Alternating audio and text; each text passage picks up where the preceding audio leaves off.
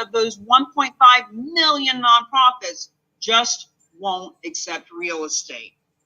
So the solution is a specialized nonprofit that exclusively accepts gifts of real estate. So if we think of the American Humane Society, their mission is to help animals.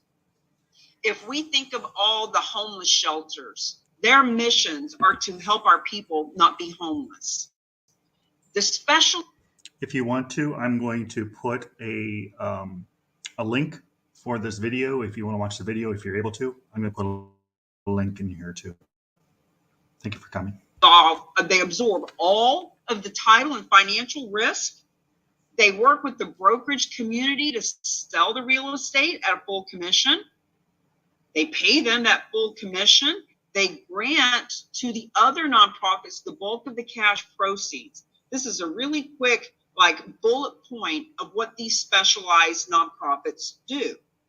And this screen and the next screen, you'll see a lot of nonprofits that have benefited from the specialized nonprofits. Feel free to join me if you can. What they do.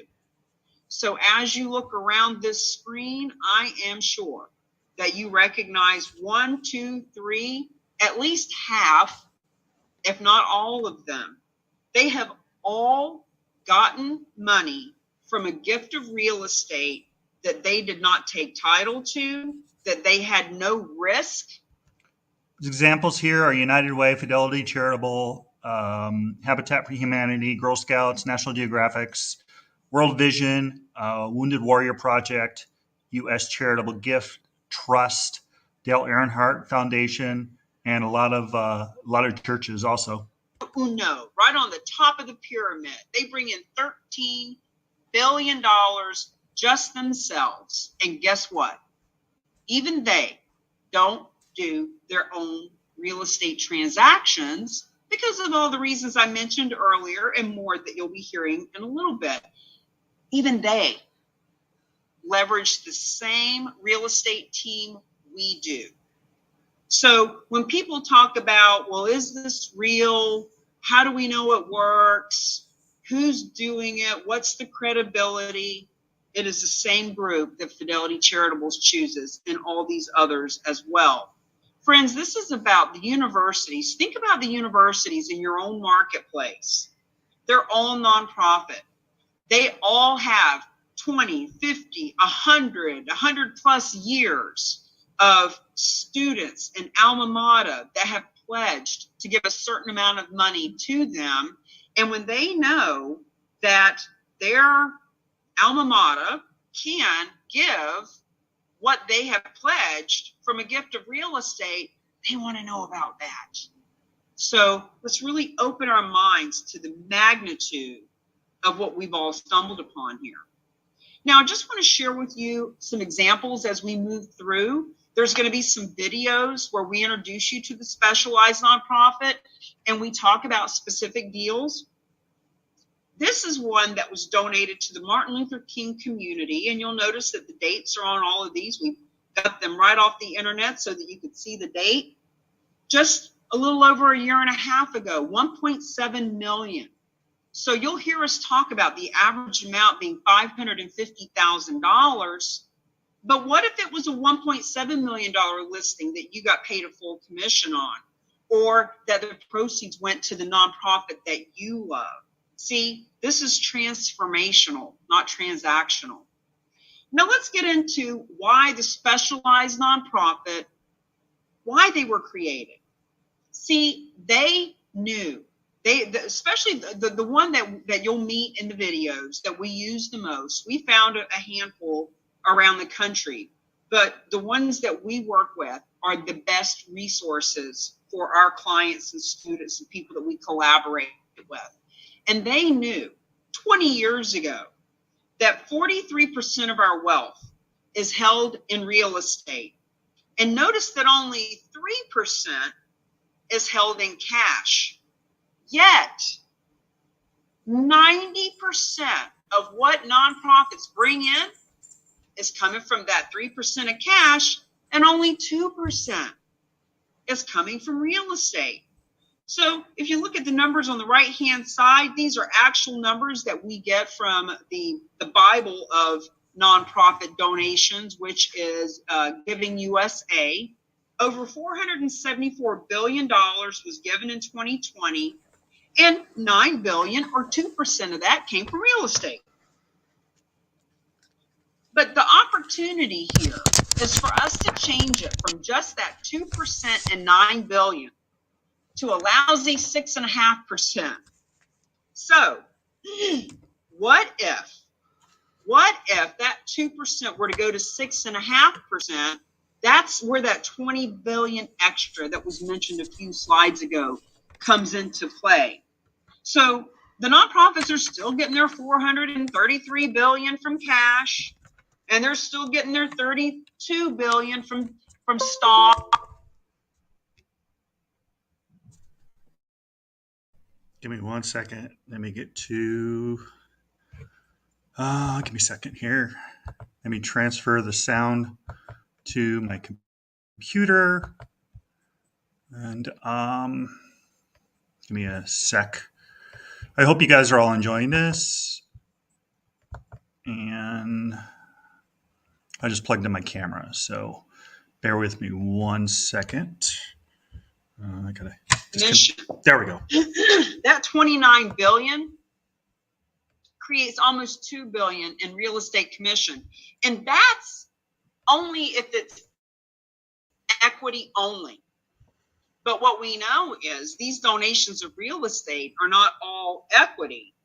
And what that means is if the average donation is 550,000 and 540,000 in this example, what if the listing was $1 million, or like the one we just looked at, 1.7 million? So in other words, the commission to the real estate agents is really even more than that, because it's rare that the property donated is totally full equity. So the benefit for the charities and their champions is exactly why this organization, the RAOC, the Real Agents of Change, was created.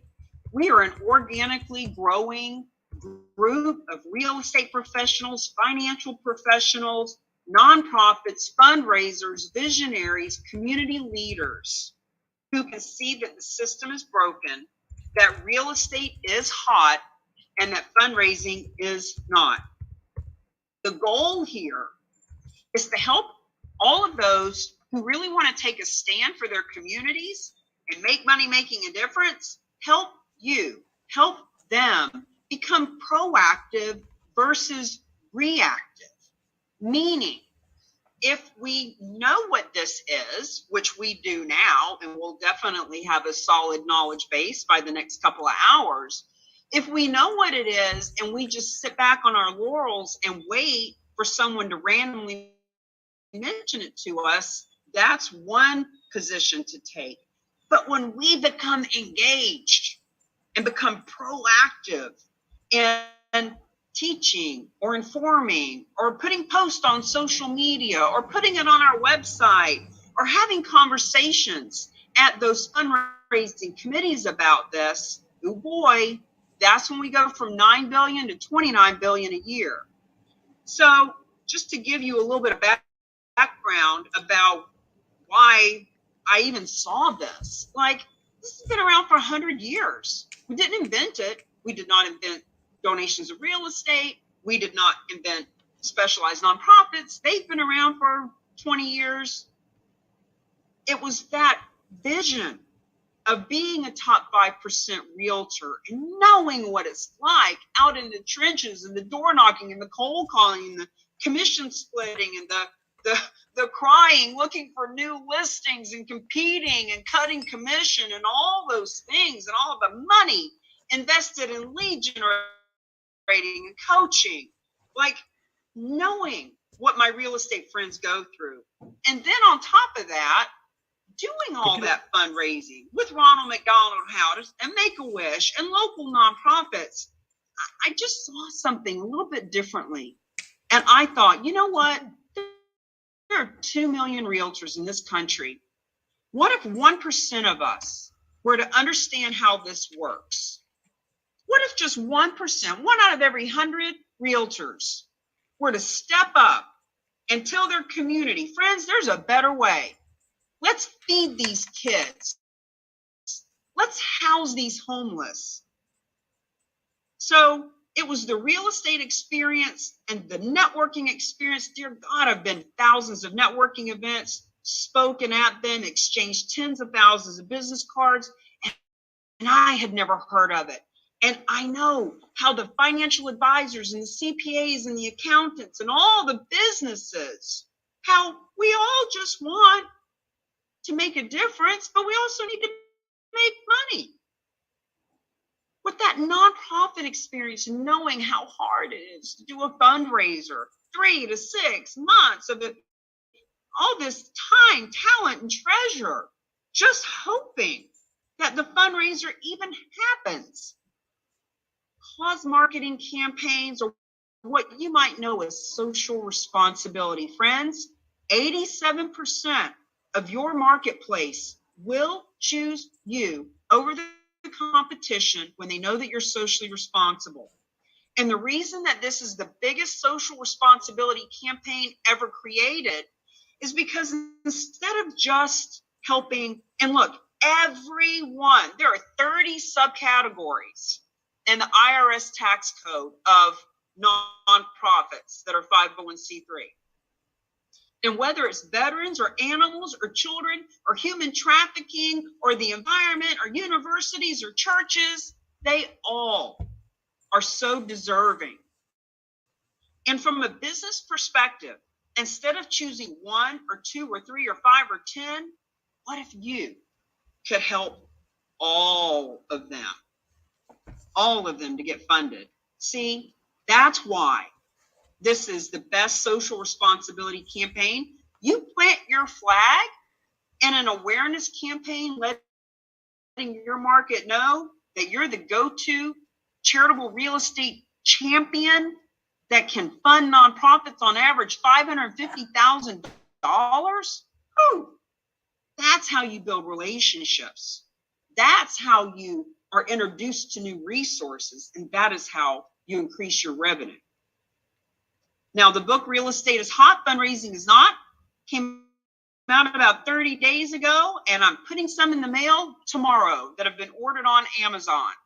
We have the National Awareness Campaign, List the Legacy listing. We've got all kinds of videos that you can leverage to send out to people that you know to help them understand what this is. We are providing all of these resources to help you inform and educate people.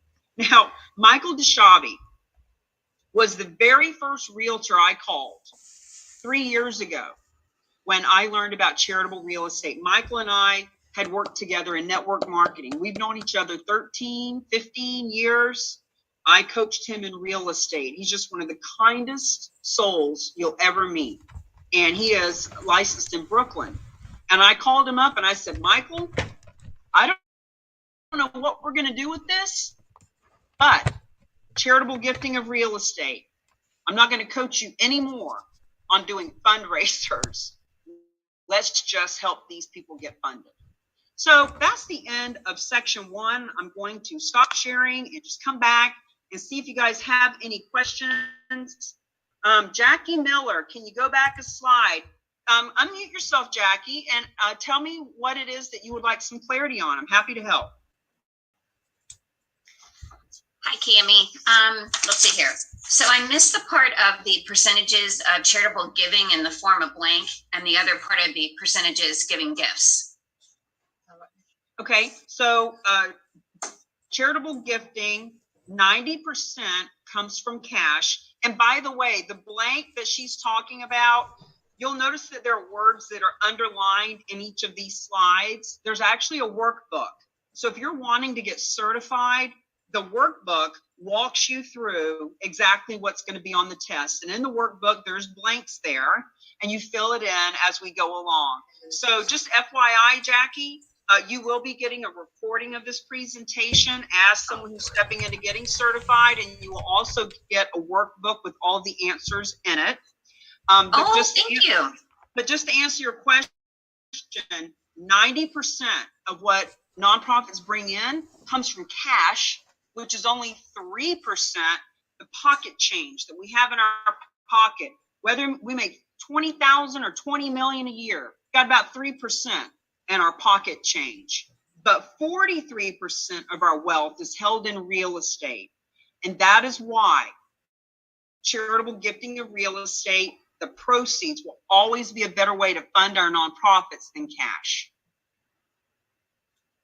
Okay, that answered it. Thank you so much. You are welcome. Anybody else want to ask a quickie? I have a question, Cammie. Sure.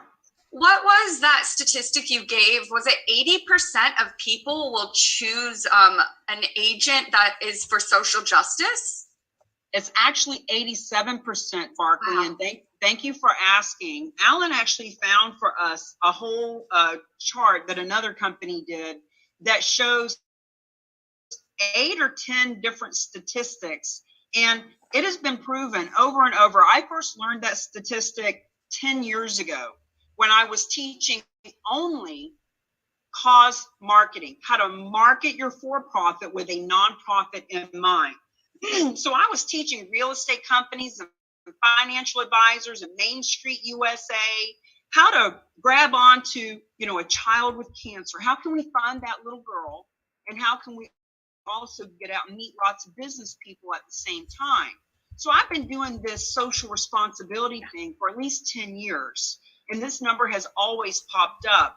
Now there's even more numbers that support this. Like, for example, by 2025, 50% of the workforce in America will be millennials. And the reason that's important to all of us is because I think it's 72% of them won't even work for a company that's not on purpose. Meaning they know, yes, they need to get paid. Yes, they want a paycheck. Sure, they want to make money. But what's even more important to them is making a difference. So if a company doesn't have some kind of corporate social responsibility in place, they won't even apply, number one. Number two, 87% of those will work for less money because the company is socially responsible.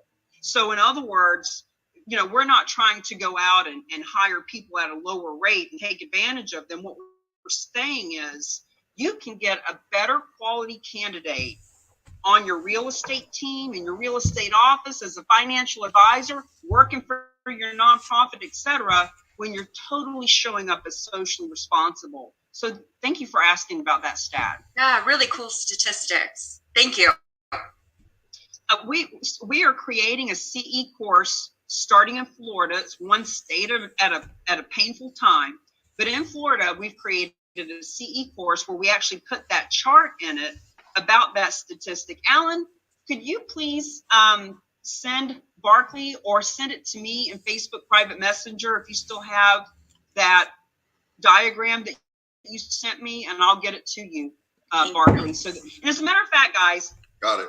My assistant Grace has put in the chat a sheet, a spreadsheet that you can put your name and email and phone number in. We have most of you anyway, but if you put it in there, then we'll make sure that you get any of the resources that we talk about in this class. So make sure that you put your email on there, and we'll make sure you all get that chart. It's a good one. Anyone else? Okay, here's what we're going to do. I'm going to share, or Grace, do you have it queued up to share success story number 1? Cammie, and got people on Clubhouse also. Awesome. Just let me know over in the chat, Sam, if I'm rambling and you've got somebody that wants to ask a question. I'll go over and check it at every break. Absolutely. Thank you, Cammie. You're doing wonderful. You're welcome. Grace, do you have the success story to share? What we have right now, guys, we've got many success stories of land, residential, commercial. The story is about where the donor. Don, Pamela, please feel free to share with your people Don, you're in mortgage. You definitely want to see what we're doing here and how we're basically. There's three parts of this, but you'll hear about this. Do you have time to stay here? I'm going to invite you up to stage real quick here. Hey, Don, how are you? I'm doing just fine, thank you. Fantastic. I want to invite you up to stage. I'm doing, this is charitable gifts of real estate to nonprofits. And everyone needs to know about this because it's been going on since 1917. And it's an amazing opportunity for those that are connected with a lot of those folks that have high net worth that would give a piece of real estate to nonprofits. Hold on a second. They're doing a video. I'm going to go back to this real quick. We are speaking with Bruce Yes, Geis from Realty Gift Fund, talking about another case study where a donor has donated real estate to benefit the nonprofit world. Bruce, tell us our story for today. Okay. This is an interesting one because it's a case of a nonprofit who was a late donor 2021 to us. First time they'd ever met Realty Gift Fund. And we stepped in and fulfilled a need they had. They had a donor with 13 pieces of property. They wanted to get off their books and donate by December 31st, 2021 to benefit this nonprofit. And we took a call on a Sunday afternoon and we said, absolutely, would be delighted to do this. Ultimately, that donation led to a check going to that nonprofit for about $408,000. It took about, I think the check went out in late March. We had to sell 13 pieces of property to get there. Here's the interesting part for us. This nonprofit immediately, as this was underway, started marketing gifts of real estate. And now we are under contract to do the second deal for them, which is a residential condominium in Carmel, California, owned by a woman who actually lives in Berkeley and is never going to use this property again. It was gifted to her a long time ago by her mom. It's in a senior community that she is not going to move into. And so she has made a gift to us and we are going to sell it to somebody who wants to live in this senior community. We have run the math. We have talked to our broker. We have talked to our title company. We know that we need to invest $20,000 to get it ready for the market. And we believe that we are quite easily going to net for this nonprofit $600,000. Here's why this is an interesting story. We didn't know this nonprofit December 1st. Here it is, late spring, the following year, and we're about to do $1 million worth of donations for this nonprofit from 2 pieces of donated property. That, I think, is a good story. Amen. That's a great story. Now, you mentioned that this nonprofit got proceeds from a gift of real estate, and they're like, oh, okay, we didn't even know this was possible. And they started marketing to their donors that they could. Do you know what they were saying to their donors? Do you know what the marketing piece looked like? I have no idea what the marketing piece looked at. We have been awfully busy in this first 5 months of the year, just keeping up with our work. I know that they got underway with their marketing almost as soon as we signed up to do this deal with them. So by January 1st, even though we hadn't sold the first donation that delivered the charitable funds to them, they were anticipating how well this deal was going to go. So, interesting. Fascinating. Imagine that. A nonprofit was told, hey, there's a donor that has real estate. We are going to handle the transaction. You don't have to do anything. Doesn't even matter what the address is. Don't worry about it. But we just want you to know how much money you're going to be getting so you can start planning what you're going to do with $400,000. And the nonprofit said, we're getting 400 from what? From real estate? They started talking to their other donors. Hey, friends, we just learned we can get funding from real estate. Just want to let you know, you got any real estate laying around? And bam, another woman comes to the table and says, yes, I do. Friends, that's how it works. You're turning key number 1 right now, learn. Key number 2 is lead generation. And that nonprofit turned key number 2 very quickly and easily. Questions, comments, concerns, or shall we jump on in to section 2?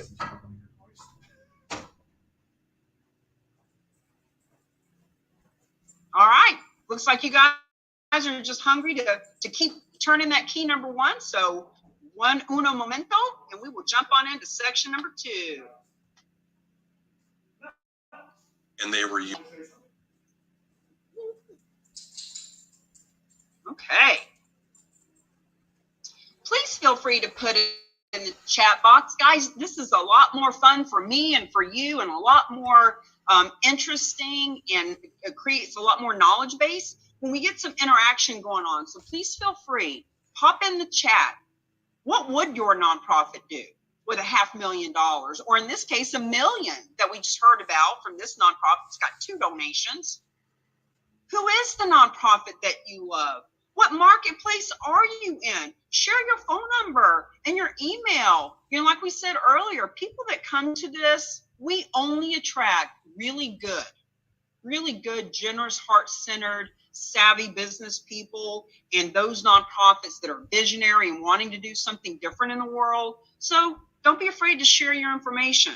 This is how that nonprofit got the second donation of real estate, is by sharing who they are and how real estate works. So just be engaging, please.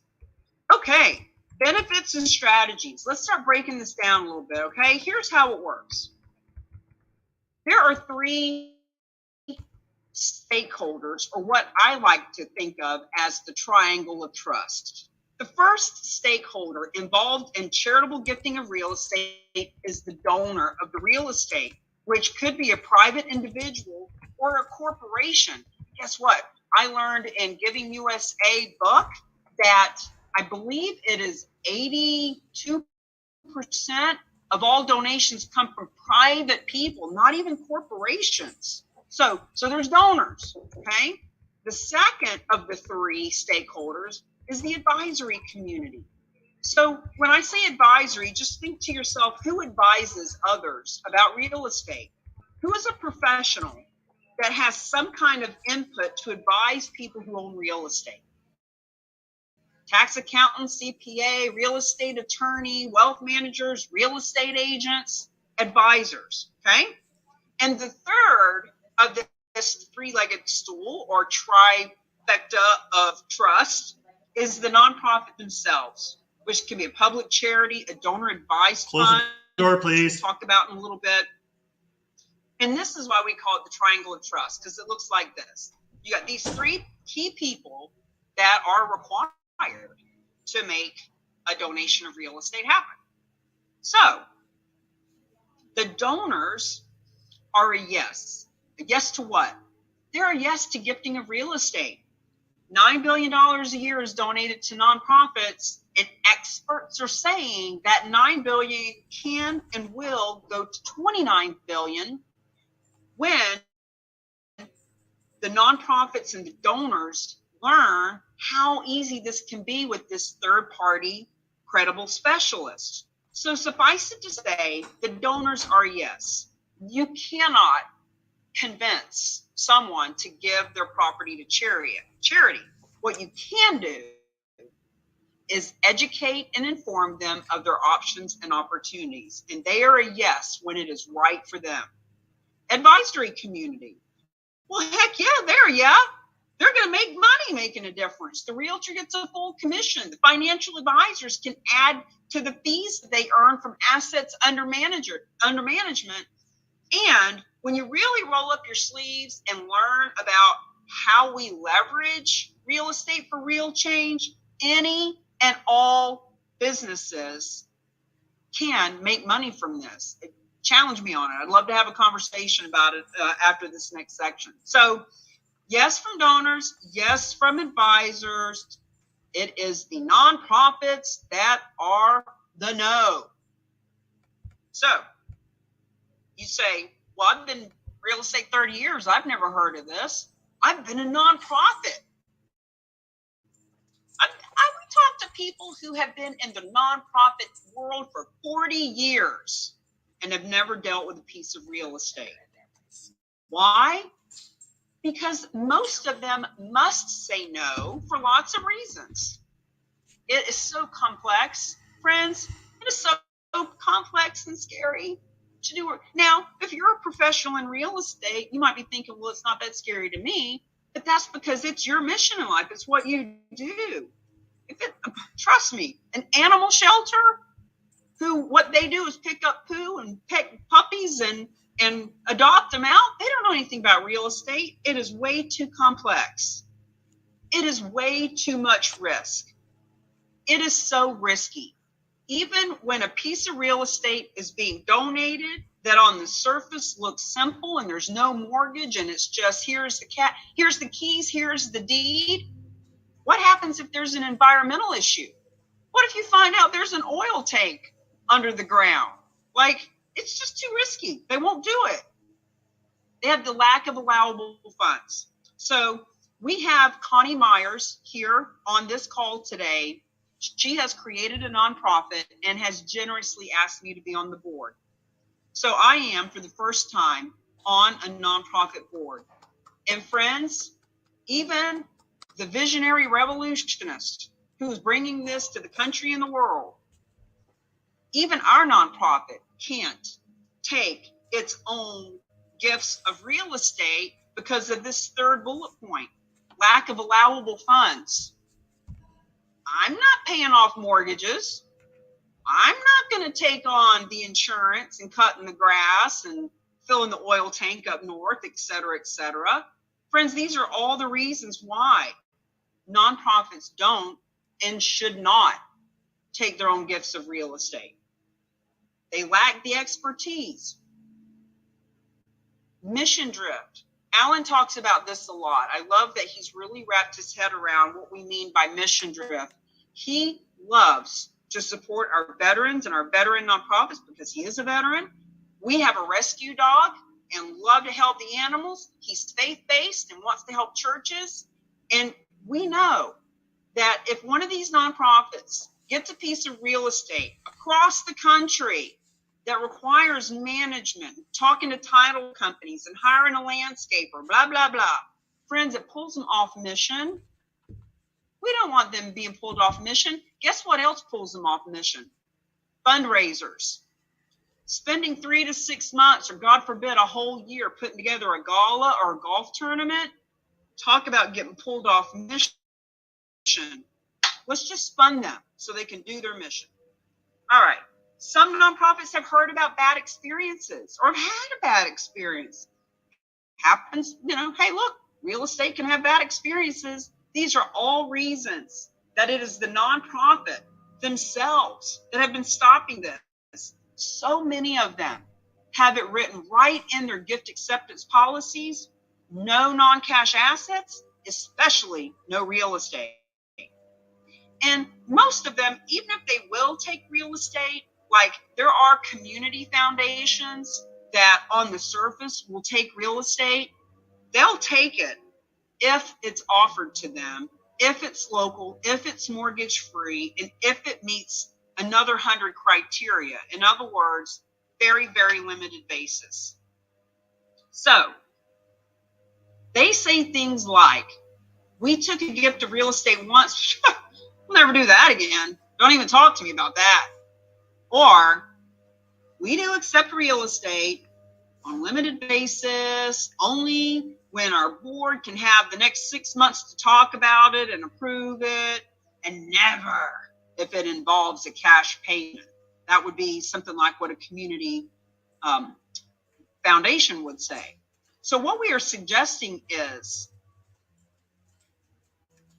that the specialized nonprofit is the nonprofit for for all nonprofits because their mission is to accept real estate. It's all they do.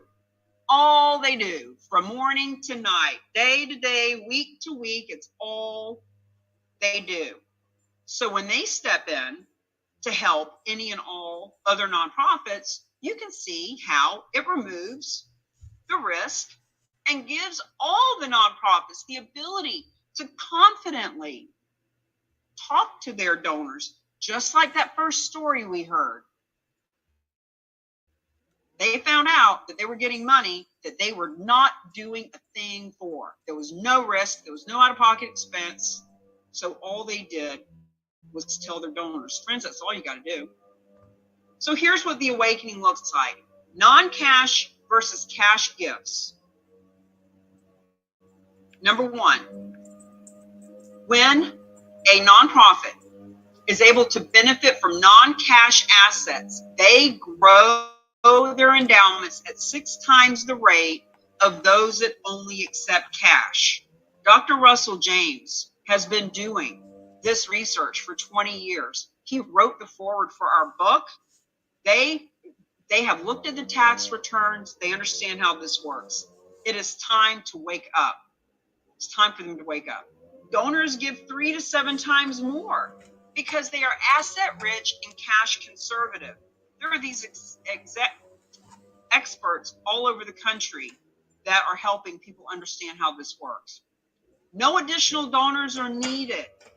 Switching to a new type of asset is instantaneous. Let me break that down for you. Every nonprofit has donors. And even Connie Myers, who's on here with us, and she may not have a big list of donors yet because she just got her 501c3 in the last couple of months. You know what she does have? She has dozens, hundreds, thousands of friends in the real estate business who can actually make money from helping her make a difference. So when we talk about switching to a new type of asset, think about your church that has 5,000 people, or the soup kitchen that is doing fundraisers every 3 months, and there's thousands of people in the local marketplace that support them. Those people that are already on their donor list, that is where these donations come from. Now, granted, as we teach people about this, we might have a real estate agent who never heard of Connie's nonprofit, but now that she knows about Connie's nonprofit, she's across the country. We tell her, hey, listen, you're going to get a full commission from any donations of real estate that are in your marketplace. She can help her local church, she can help her local veterans group, etc. But if she finds a donor who just needs the tax deduction and doesn't care who gets the money, well, she can help Connie. So there's so many ways that this is a win-win-win to work together. And the nonprofits do not have to shift their acceptance policies. All they need to do is safely ask their donors, hey, did you know you could donate real estate? Did you know that we could benefit from it? Did you know that there was a tax benefit for you? So the collaboration, we love to say, do what you do best and refer the rest. So what the nonprofits do, the nonprofits strengthen their donors' interest. You know, Connie is out promoting her cause. And as a matter of fact, Connie, if you're still on, if you want to give it a 30-second commercial when we come back at the end of this section, that's what you do best. What you do best is to promote your own cause and let people know that they can help. They cultivate the emotional connection. You know, whether it's breast cancer or animals or veterans or education, the reason people give is because there's an emotional connection. Sharing the benefits of non-cash gifts is all that nonprofit did in the last story. That's what they do best. To start asking for gifts of real estate. So when those nonprofits are picking up the phone and thanking that donor for the $25 donation they made last month, or thanking people as they walk around the gala that showed up at $500 a ticket, all they have to do is let them know that they can benefit from real estate, because it is the specialized nonprofit that accepts the real estate and fixes it and sells it and grants them the proceeds. They intervene. They step in. They are the experts to explain the tax benefits and to do the net sheet. They provide all the resources that real estate requires so that the Boys and Girls Club or even Connie's nonprofit doesn't have to worry about who the title company is or how to pay off a mortgage. They solve the complexities. There are lots of stories that we have. Grace, if you can put in the chat, or Alan, if you're listening, therock.com/donations. Friends, do yourself a favor and do not go down the rabbit hole of watching these videos right now. I just want you to know that there are case studies you can watch that show you how these complex deals can happen when you got an expert that knows how to handle them. And then they grant the bulk of the net proceeds to the other nonprofits. 90% or more of the proceeds goes to the other nonprofits. And the RAOC, we help with the systems, the scripts, and support. See, you're here right now because the RAOC was created to spread the word, to provide information, education, and certification, and marketing and scripting and systems and strategy and strategic calls and alliances. Now, Gene Frederick is the granddaddy of EXP, and I met him about 1.5 years ago, and we did a 15-minute interview, and we pulled this quote out. Nobody's doing it. You get to talk to high net worth people. This is the way to meet them. Cammie, as you explained to me through your program, baby boomers like me can donate in a way we didn't know how. This is a game changer. Friends, people like this, 50 years of real estate experience, leading one of the largest real estate teams ever created in the history of real estate, didn't know about it. This opens up doors for all of us. Let's talk about the specific donors, the benefits for the donors, because you're probably starting to understand, okay, I'm starting to understand how this works, but how does it benefit the donor? So we've mentioned that they avoid capital gains tax.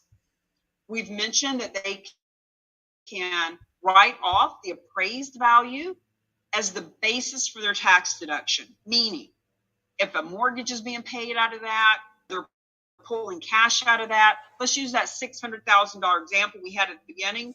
Let's say that property, the donor said, you know what?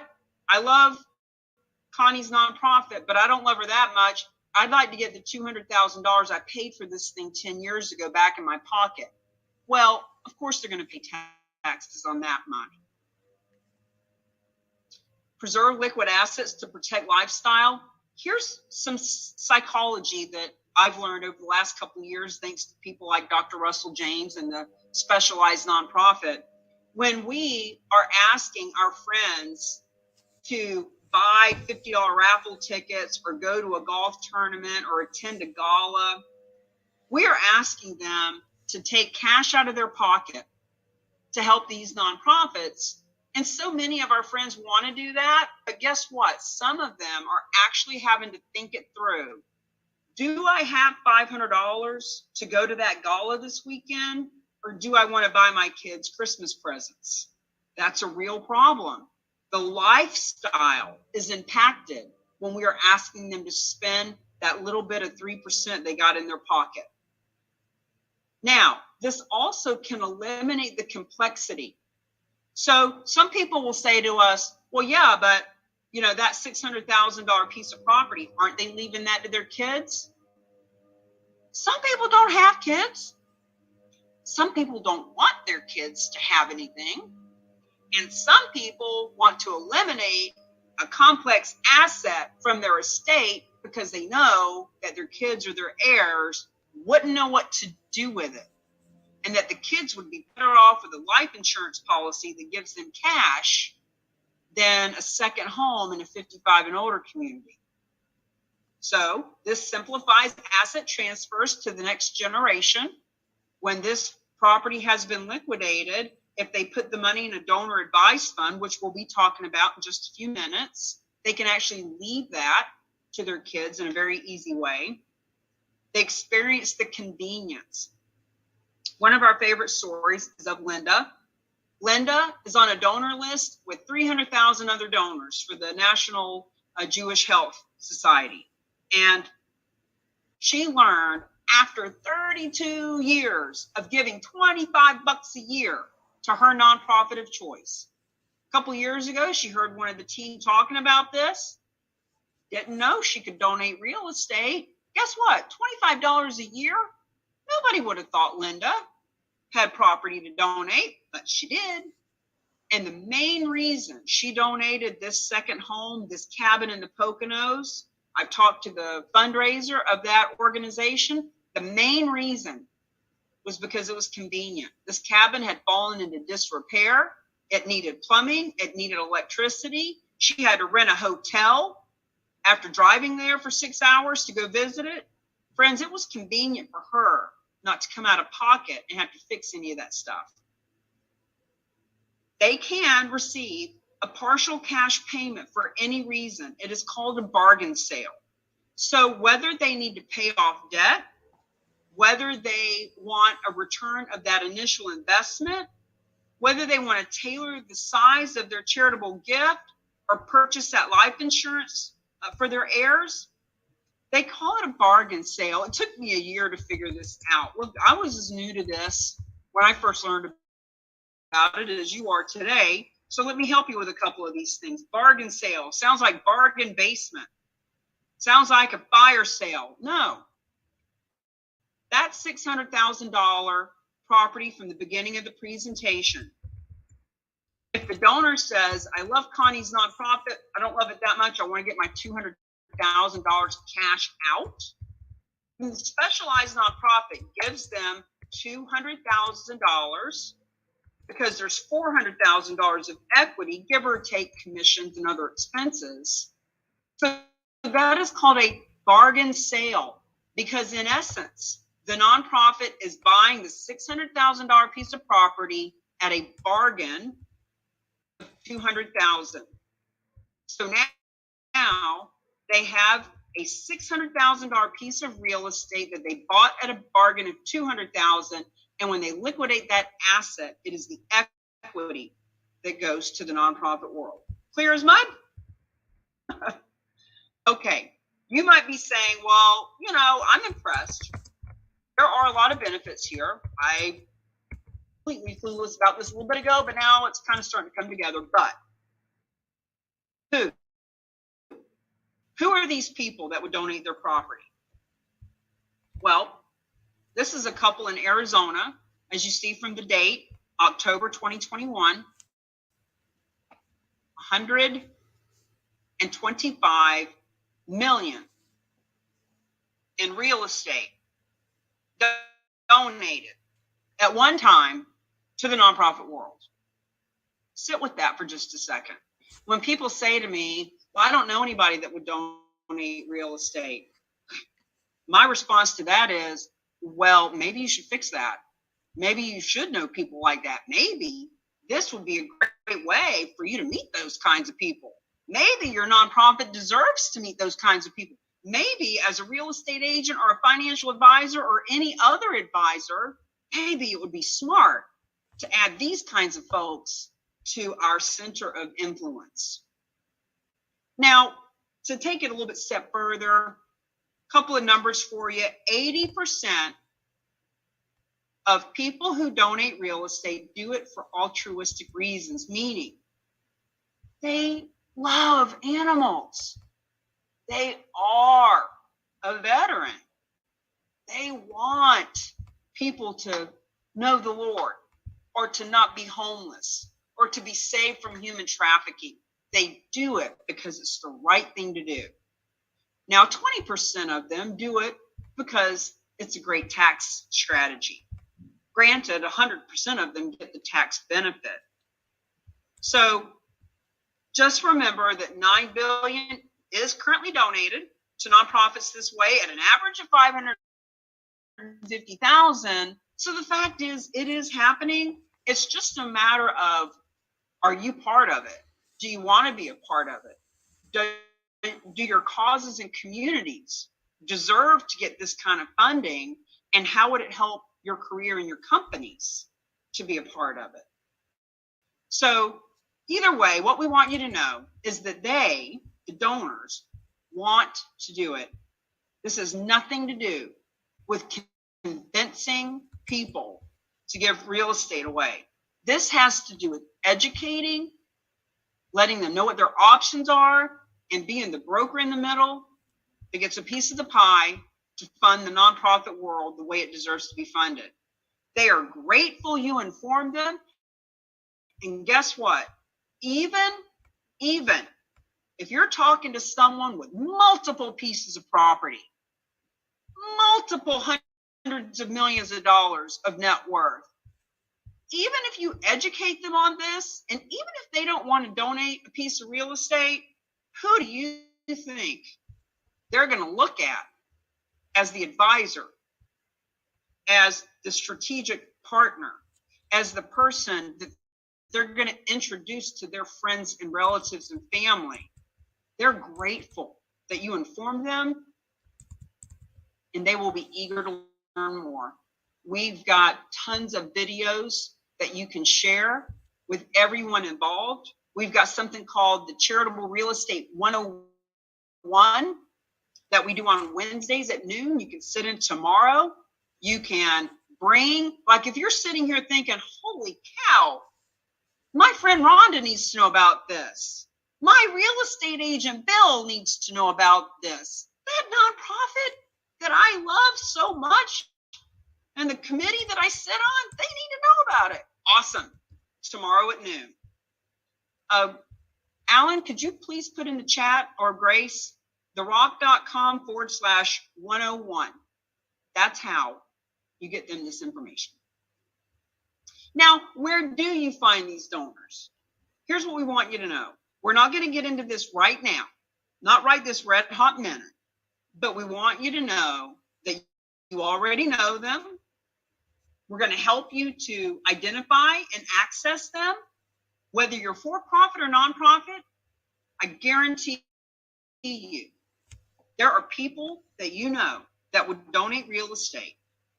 And there are people that you know that won't donate real estate, but that will introduce you to somebody that would, because they've never heard of this before. And we're going to help you with that. Okay, put that down for a second. As far as the donor goes, don't worry. We're going to get into who to talk to and what to say at the end of the class today. But right now, let's focus on how the nonprofits benefit.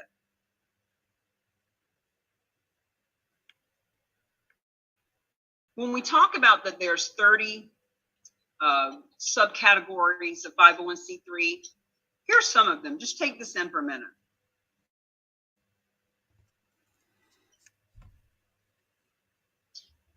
This is why the Real Agents of Change was created. Because there's so many people that need to have a voice, and we can be the voice for them.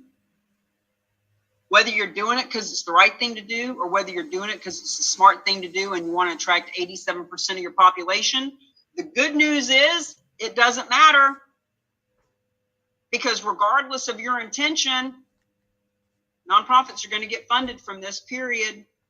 So whether you like it or not, you're going to be helping your community. And typically, those that we attract are here because that's exactly what they want to do. And they get paid. So that's a little bonus. Now, this is Deborah LaPlante. She came into our group in January, I believe it was. The day after, maybe the night of the class, she's watching the 700 Club. For those of you who don't know, that's like a church, a religion-based channel. And she sees Pastor Corey up on the roof, the pastor on the roof. Been doing this for 10 years. Up on a roof, 0-degree weather in Chicago, taking a stand for his community, raising money. She reached out to him immediately.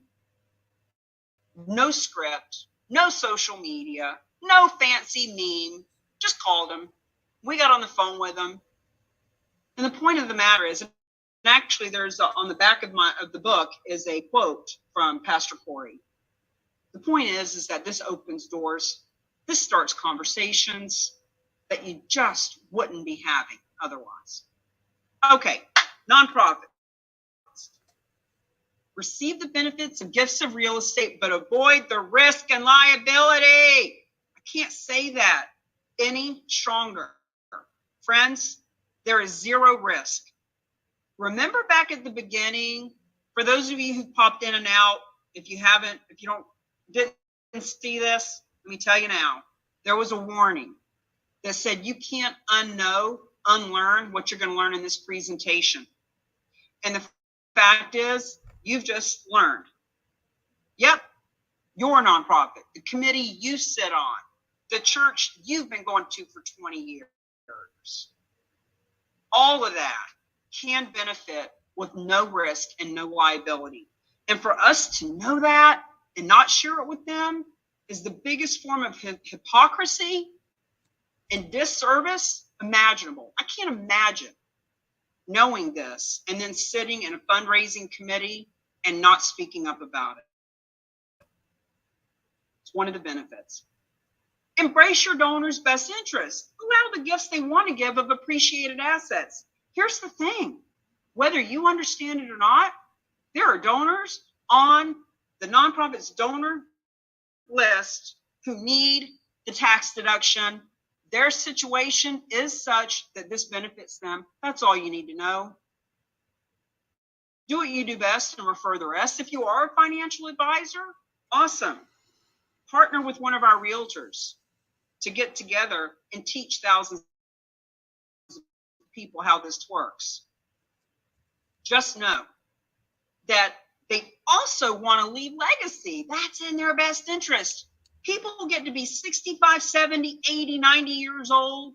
They got this extra real estate. You can't take it with you. They don't have an heir, or the heirs they have are already taken care of in other ways. And they want to be on their deathbed knowing that they did the right thing. It is in their best interest. Strengthen those relationships by tapping their wealth bucket, not their income bucket. Can you imagine what it will be like for donors, whether they hear about it from your nonprofit and you or someone else? They are going to learn about this. And if they find out that their church that they've been going to for 20 years, they've been giving cash to, because that's all they would take. If they find out that church could have been taking real estate and they could have been giving smarter from their wealth bucket instead of the cash out of their pocket, how are they going to feel? See, that's why we had the warning on there. Now that you know this, don't be that nonprofit that sits on it and doesn't share it with other people. Your donors are on other people's donor lists. They're going to hear about this and they're going to donate to the first one who shares it with them. You can grow your endowments at 6 times the rates of the nonprofits who only accept cash. We have a report. Alan, Grace, if you can put the RAOC.com/FAQS at the bottom of those FAQs is the report that Dr. James did that proves how that works. Guys, these are some numbers that you've already seen before. It is proven, not only is it proven that donors who give real estate can give 3 to 7 times more than the ones who only give cash. Dr. James told me that the average person who donates will donate a second time when they see how easy it is and how beneficial it is. And they start giving more cash. So that woman, Linda, that I shared with you a bit ago, who was giving $25 a year for 32 years, then she donated her cabin in the Poconos, and the fundraiser from that nonprofit told me she gives $500 a year now. It's a psychological shift that happens, benefits the nonprofits.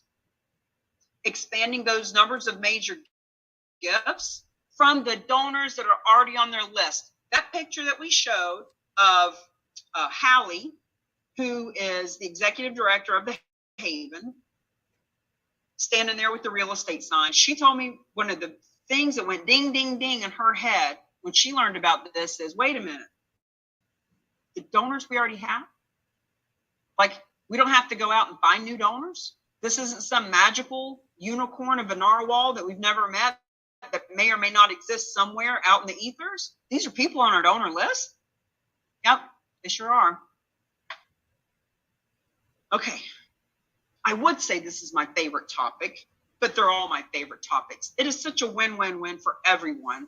I can't pick.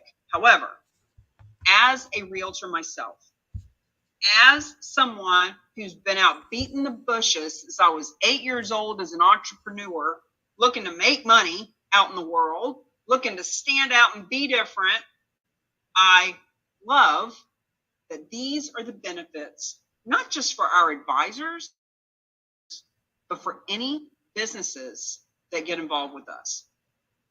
So real estate brokers, look, every one of you is a real estate agent.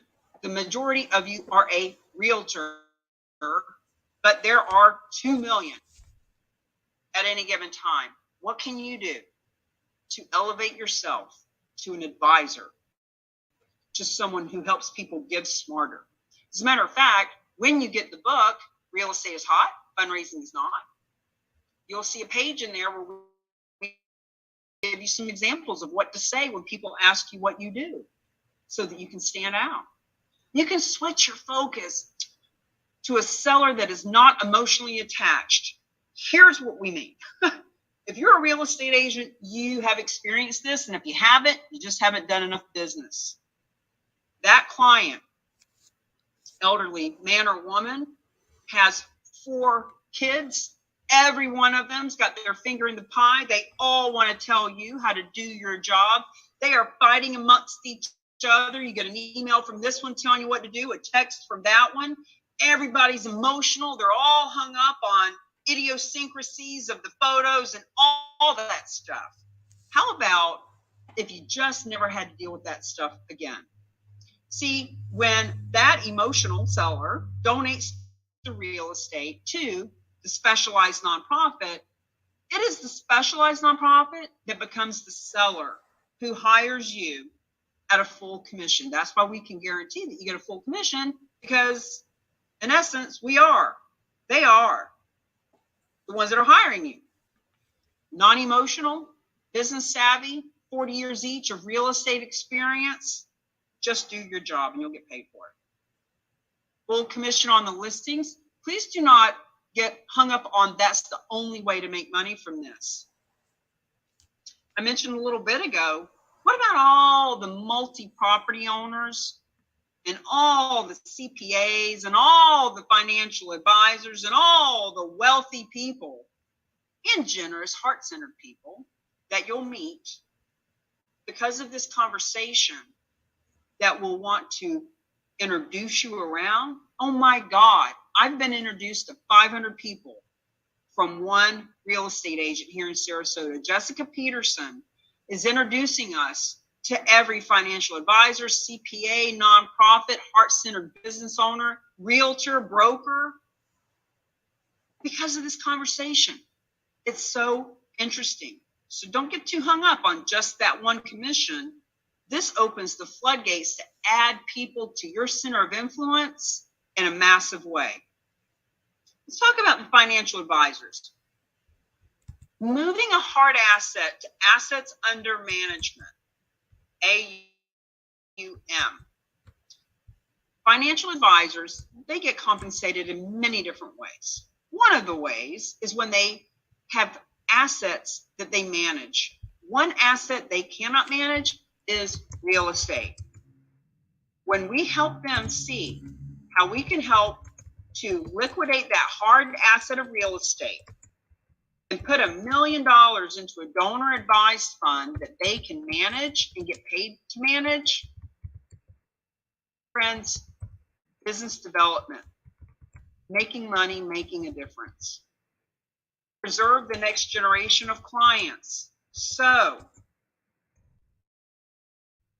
that $600,000 property that we talked about, the people who own it, John and Mary, are elderly.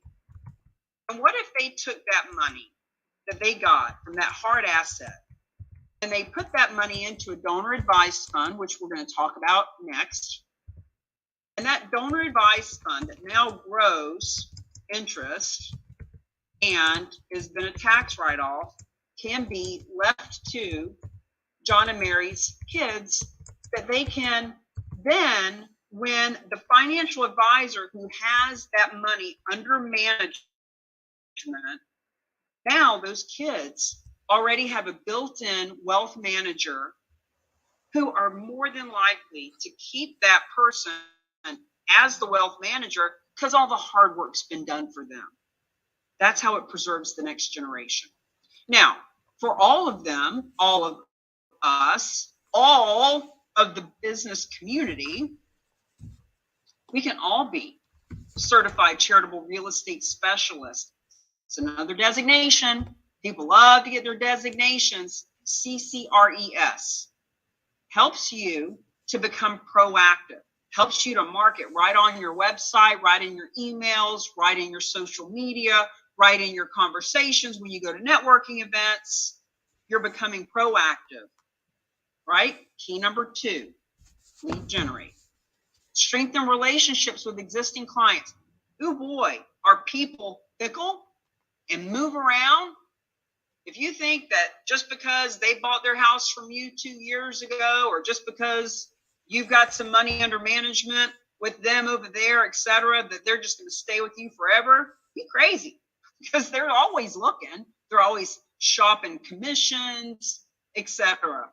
But when you have the only designation in your marketplace, now don't get me wrong, by 2025, the goal is to have charitable real estate divisions, charitable real estate specialists, charitable real estate champions in every state and every marketplace.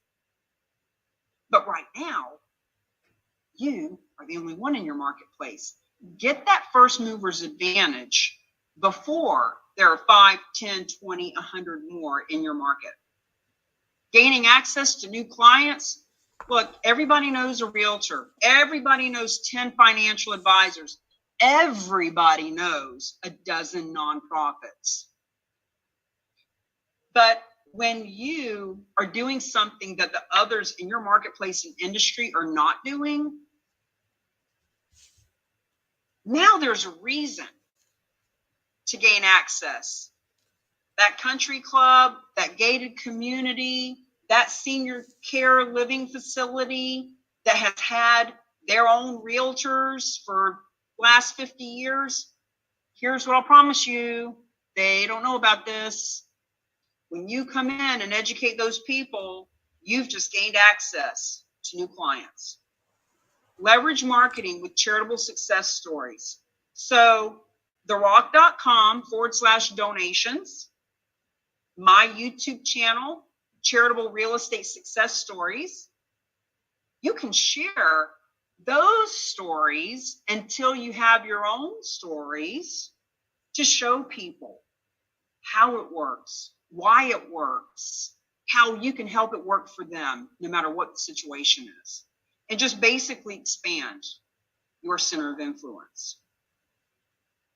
Now, I'm going to get in the weeds for just a minute around donor advised fund, because and look, I like to be vulnerable and real and tell you my struggles with this so that I can help you shorten your learning curve from the 18 months that it took for me.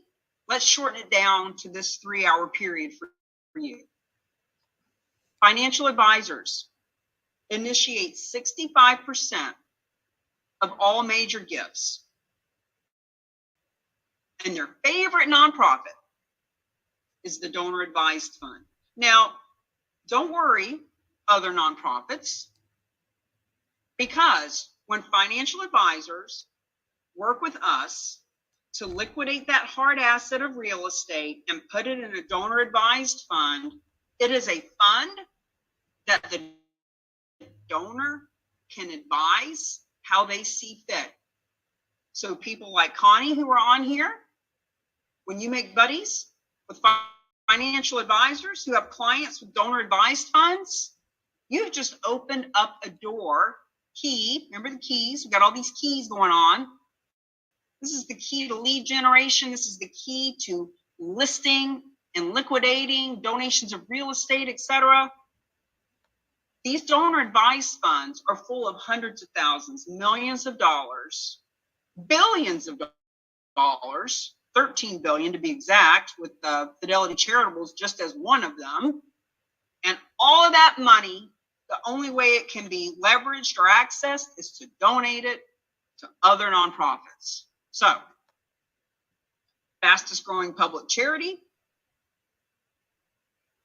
charitable investment fund, regulated as a public charity, funded by a donor one time or periodically, which means in this case, now they could fund it with stocks or crypto or a racehorse or big gold bullion.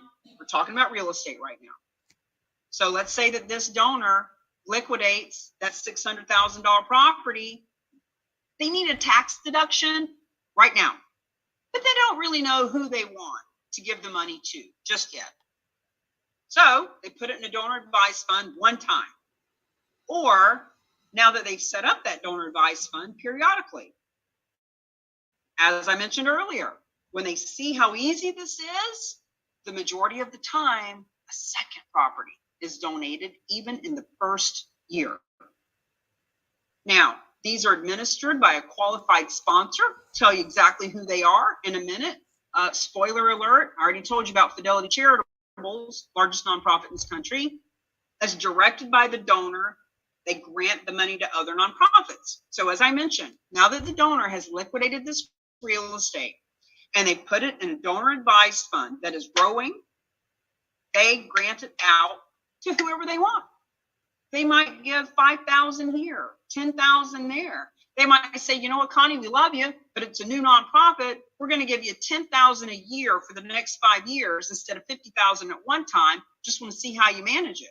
See that they can direct how it is advised out. It is an alternative to a private foundation, which is much more complicated and engaging. It entitles the donor to a tax deduction. The fund grows tax-free and grants are made tax-free. The donor can make periodic contributions, which is the same thing as one time or adding to it over time. They make periodic grants. They don't have to give it all at one time to anyone.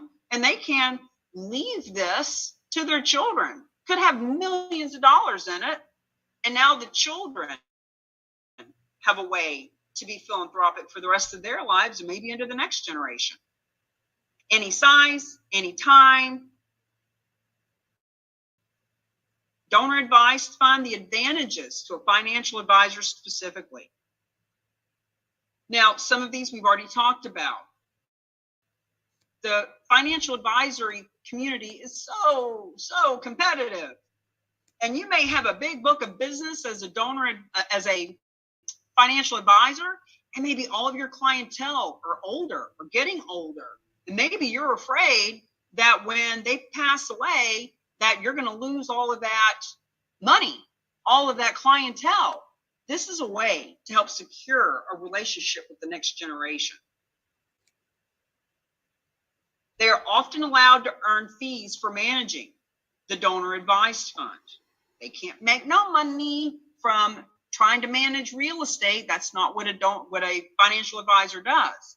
But when that hard asset's liquidated and put in a DAF, they can earn money from that now. Contributing real estate to a donor advised fund converts that hard asset on which they can earn fees.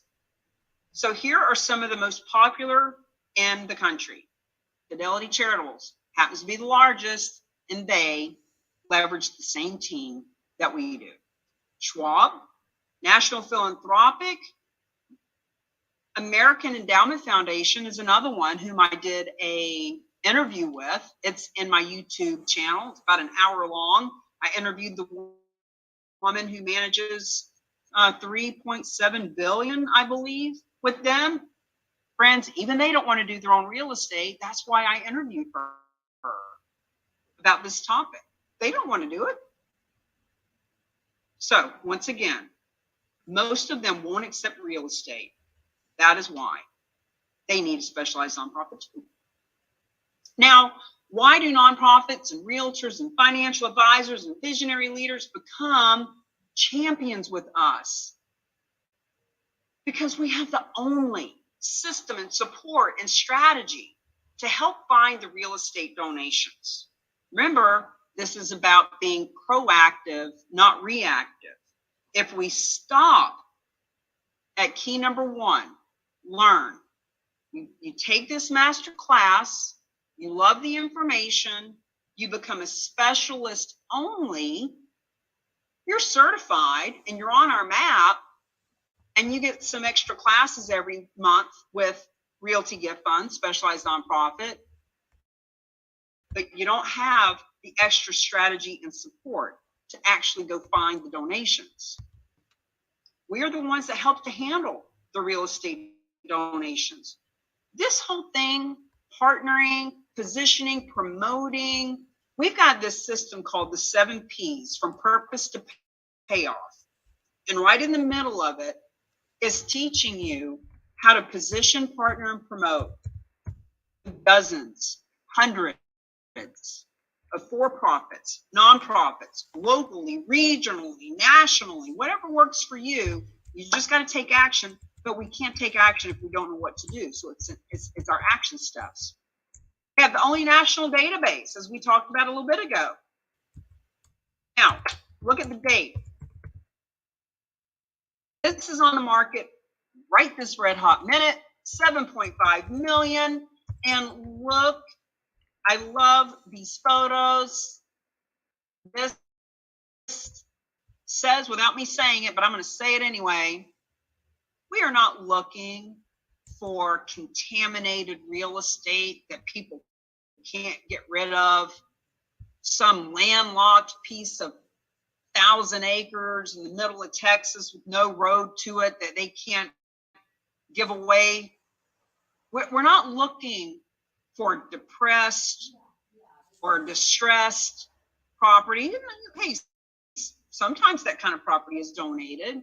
But when people say, well, how about probate? Well, let's turn our attention in a different direction. How about all of the abundance and the wealth and the beautiful human beings that we would like to surround ourselves with who happen to have real estate like this? Friends, this is a gift of real estate. This is what you get paid a full commission on. This is what your nonprofit can get funded with. This is our national database, and it's growing every day. We just added a new state today. Vermont is now on the board. So little by little, if you see your state, awesome. If you don't see your state, that's even better, because you'll be the first one, and you can always market yourself as the first charitable real estate specialist or champion in your community. So, end of section 2.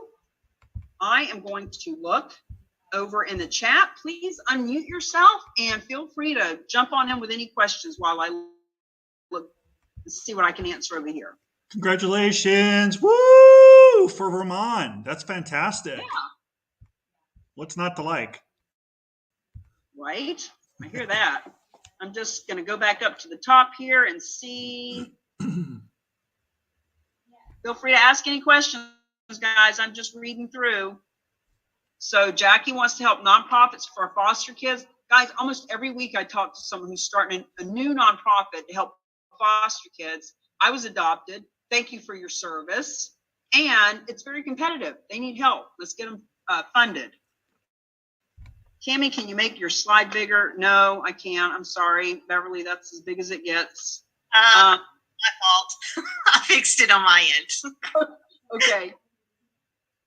See, Connie knows the language now. She says, my nonprofit will be able to provide 16,667 Go Kits for elementary school kids. Connie, would you like to hop on and just give them the 30 seconds of what your nonprofit is? Yes, thank you. And thank you, Cammie. Thank you so much. Yes, my nonprofit is designed to help get our country better prepared for disasters.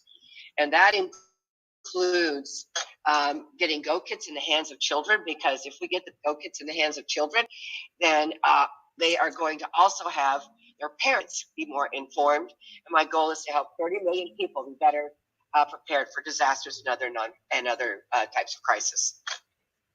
Fabulous. Thank you for being here. I think this is Connie's third time. Anything, repetition helps to remind us. Beverly, we haven't seen you in a few months. I'm so glad to see you here again. Yes, glad to be here. Great new info too as well. Good. Glad you're enjoying it. Vince, lots of nuggets to chat, to save it as a text and click on. Okay. Vince says, if you engineer a real estate donation to the nonprofit that subsequently liquidates it for donation, does the donor pay you a fee for services, or does the nonprofit agree to pay you the commission to liquidate? Vince, can you unmute yourself and just be clear as about who you mean by who you is?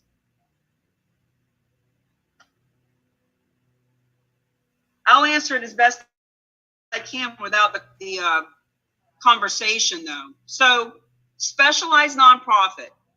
If you are a real estate agent and you introduce them to the nonprofit and or the donor, and the property is in your marketplace, you're getting the listing. Period. End of story. If the listing is in a different marketplace, then you'll get a referral fee for that. And so I don't know if that handles everything. The only service agreement, the only real contract is between the specialized nonprofit and the donor. So the donor comes and goes to, Alan, can you put in the RAOC.com/property valuation? Guys, notice with all these links, we got plenty of support. You just got to stay in the conversation for a little bit. So the property valuation form takes 3 minutes to fill out. Donor then is introduced to specialized nonprofit, who are fabulous. You'll love them. And they are given 2 net sheets. One, if they did a traditional sale and paid the capital gains tax and whatever, based on their own personal tax bracket, etc. And a second net sheet that shows, okay, well, what if they donated the full thing outright? Or what if the specialized nonprofit gave them $500,000? In other words, what their specific dealio is. The donor gets to then make an educated business decision.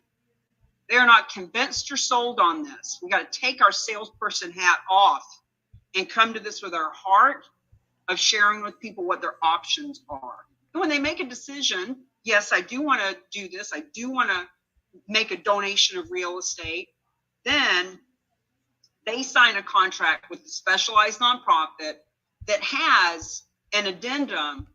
When this property sells, we want 80% to go to the Boys and Girls Club, 10% to go to the veterans, and 10% to go to whatever. In other words, it is written out in an agreement where the proceeds are going to go in the very beginning. Now, the donor got their money. They got their mortgage paid off if that's needed, what have you. They got their tax deduction. Now the specialized nonprofit has title. And it's like hot potato. Got a hot one. Now we got to pass it on over to the realtor at a full commission. When the property sells, just like any other property, only this time, if you're smart, you'll strategize with us and show the world, hey, 123 Main Street, Chicago. When it sells, our church is getting $800,000. Remember the first story? That nonprofit knew they were getting some money, didn't know what state, didn't have the address, and didn't care, but they started telling their donors. So once it's sold and the money is recouped by the specialized nonprofit for any expenses, then 90 to 98% of the proceeds goes to the nonprofits. Specialized nonprofit keeps on average 5.9% of the proceeds to keep their own doors open. It's exactly how it works. I'm just going to see if there's any other questions. Feel free to jump in. Oh, Vince says he doesn't have a mic. Okay, well, I hope that helped, and I'm happy to have a conversation with you. Okay, Connie, thanks for being here. Okay, what we're going to do now is I'm going to share the second success story. I think this one's about 7 minutes.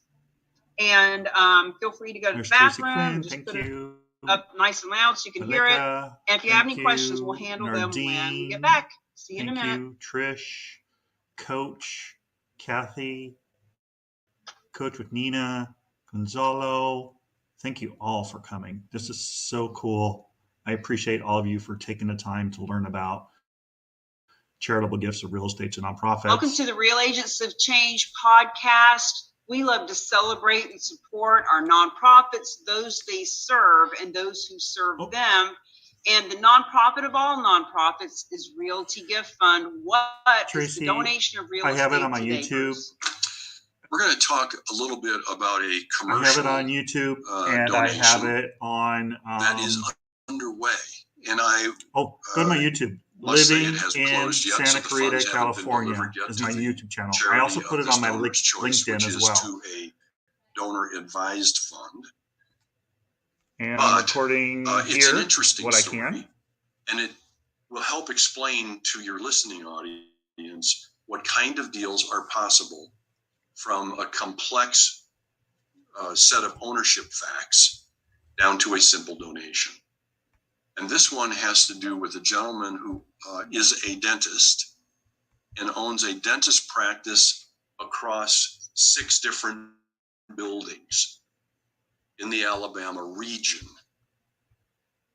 And he is of an age where he is starting to deal with estate issues. He's not retiring, but he's getting his pieces in place. He owns this dental practice. He owns all 6 buildings. He is going to do what many people in that position do at a certain point in time, is sell the portfolio of 6 buildings, perhaps to 1 buyer, perhaps to 6 buyers, and do a sale leaseback where he retains possession of the property to operate his business out of until the day that he's ready to sell the practice to somebody else, which is way down the road.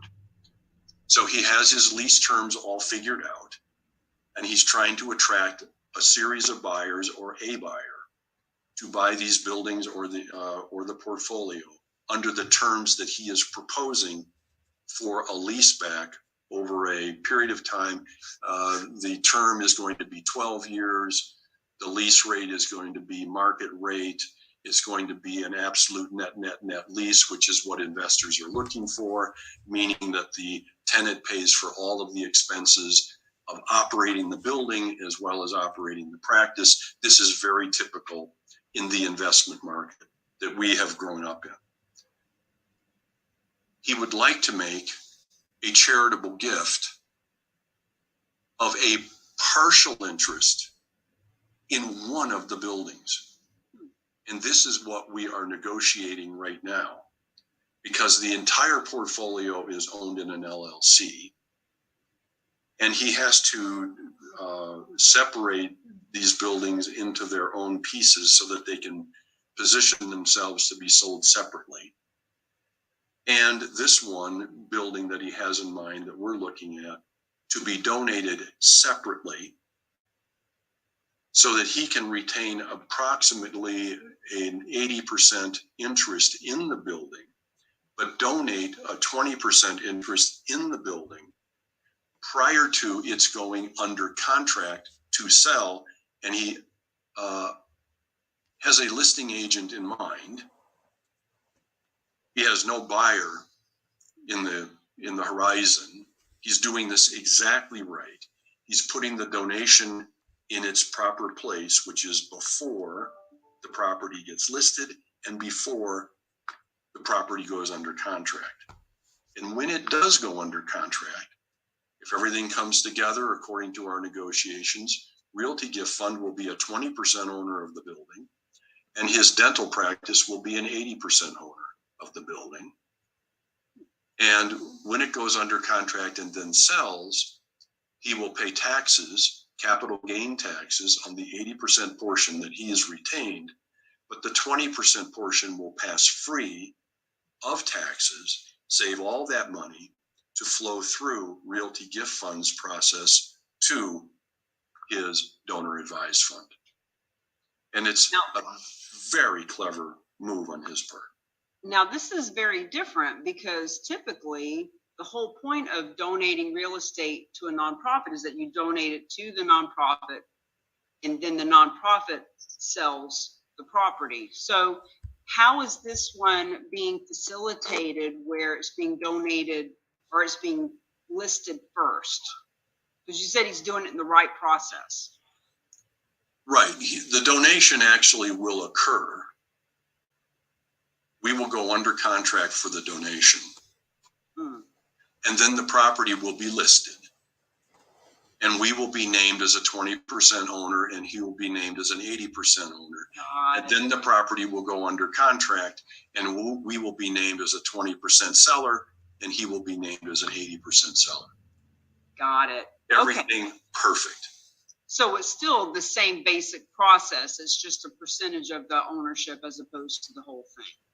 Right, and we often will do bargain sales for our donors who want to have the benefit of selling a percentage of their property and donating the remaining percentage. But they will donate the entire property to us and we will simply write them a check for the percentage that they have wished to retain. In this particular case, we are going to play the role of partner with our donor, 20%, 80%. Now, I'm curious, where did this donor come from? You mentioned that the money is going into a donor advised fund. Was it the donor advised fund that put you in contact? Yes, yes. It's the commercially operated. You know, they're the largest nonprofits in America are, for the most part, commercial sponsors of donor advised funds. So Fidelity, Schwab, Vanguard, American Endowment Foundation, National Philanthropic Association. Those are the big ones. And they have an army of people around the country gathering business for them. You know, Fidelity did $17.5 billion of donations last year. They have quite an effective army. And that's how our donors find us sometimes, is through that army. Well, for those of you who are analytical and always looking for something creative and interesting, there you have it. You can always reach out to Realty Gift Fund. Isn't that interesting? It's a little complicated and convoluted and in the weeds, but what I want you to take away from that one is this is why nonprofits say no to real estate. They are scared to death that it's going to be something like this that they could never wrap their head around. And even if it is a nonprofit that takes real estate, if it's local, mortgage free, and easy, they need to know that if it's something more complicated or in another state or that has a big mortgage, we can help them with that which they cannot handle on their own. Questions about any of this?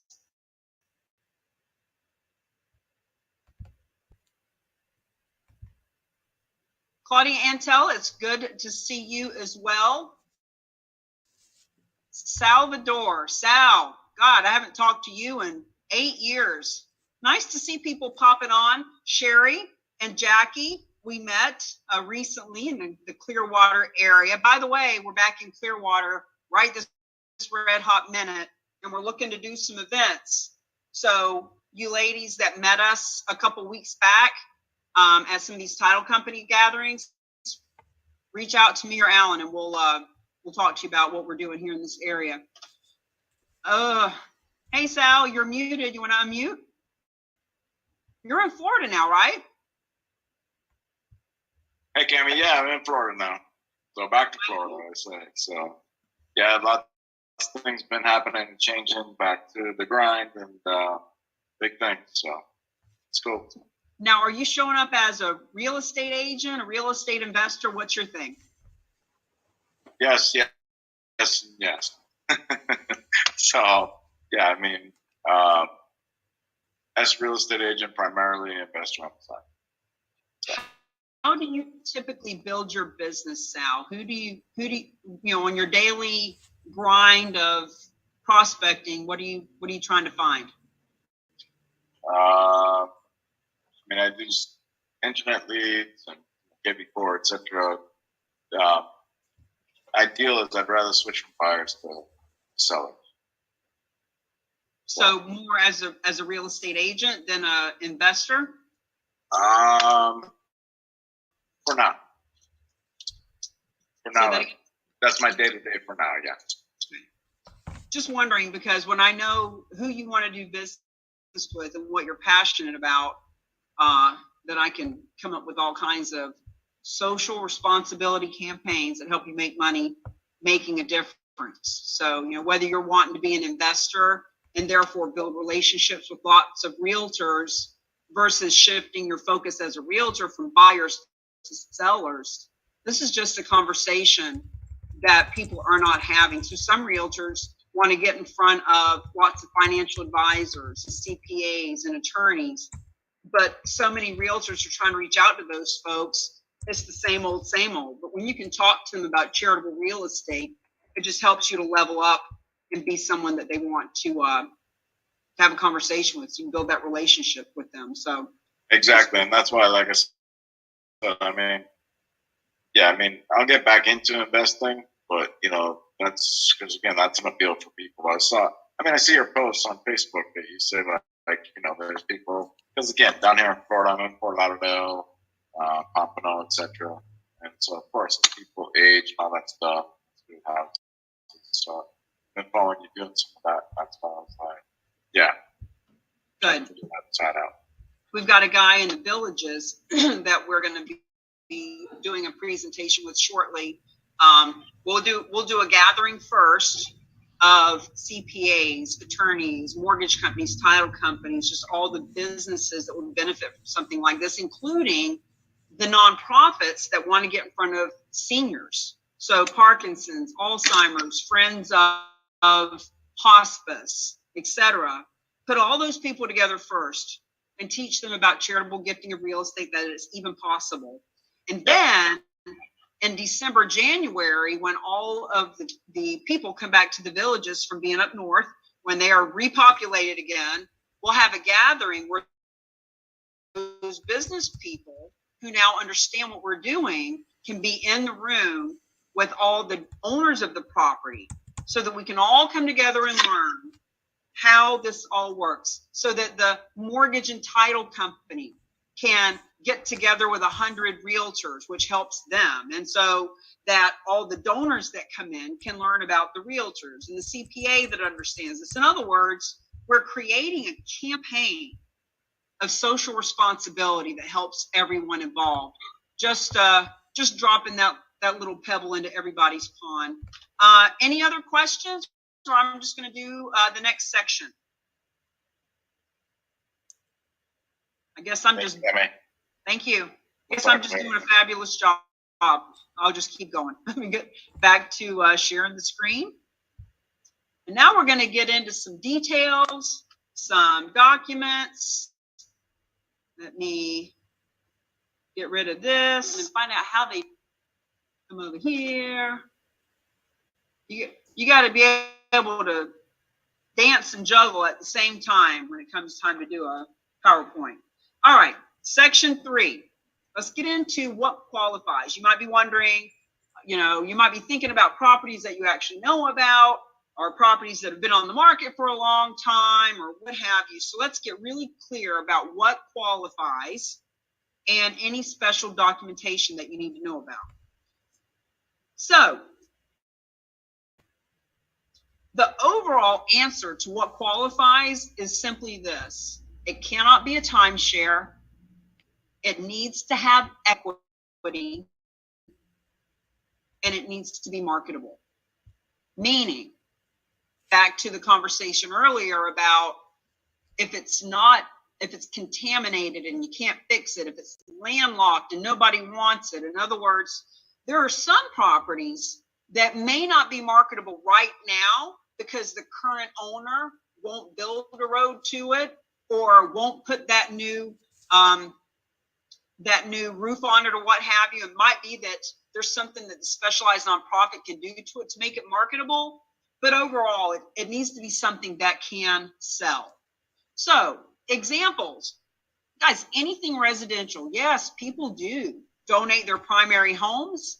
They donate second homes. That is a huge part of this marketplace, whether it's a second, third, fourth, fifth home.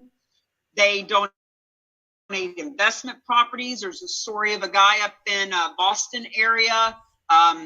He had a 4-family that he paid like, I don't know, 100 grand. I don't know what this is that's coming up. Do you guys see that squiggly on the screen? There's the whiteboard application is coming up, and I don't know why. Alan, do you see that on the screen? Yes, it's on the screen, Cammie. Yeah, so, whatever. There's some squiggle marks on it. I don't know what that's from. I'm sorry, guys. I've never seen this before, and frankly, I don't know what to do with it.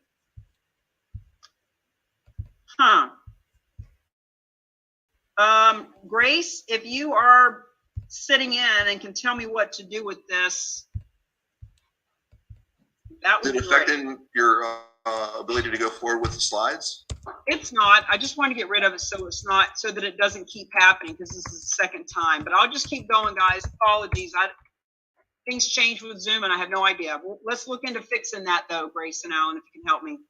Okay, commercial. Any kind of commercial, multifamily, office buildings. There's story after story about, you know, office buildings where this one guy donated his office building a couple of years back, and at the end of the day, there was about $800,000 in proceeds, and he didn't even care what nonprofit got it. For him, it was such a big windfall for his company, for his estate planning, that he told the specialized nonprofit to just divvy out the money as they saw fit, and they did.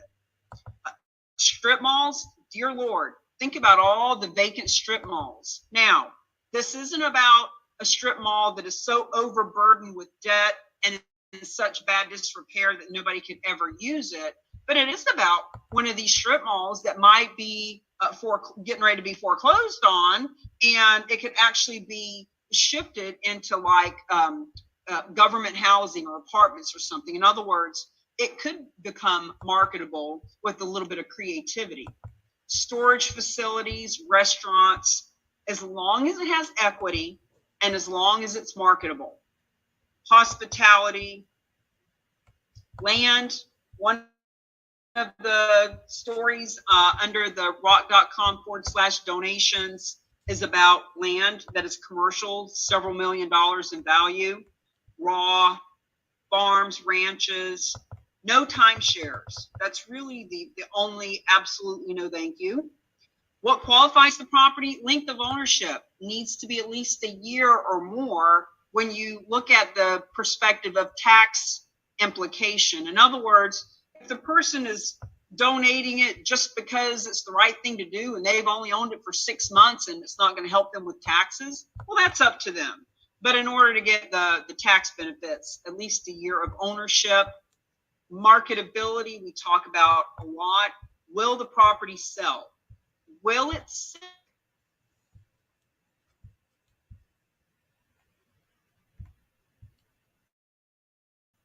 Here, looks like somebody hacked. Looks like somebody hacked their thing. So let me. I'm going to see if maybe I go out and come back in. Maybe that'll work.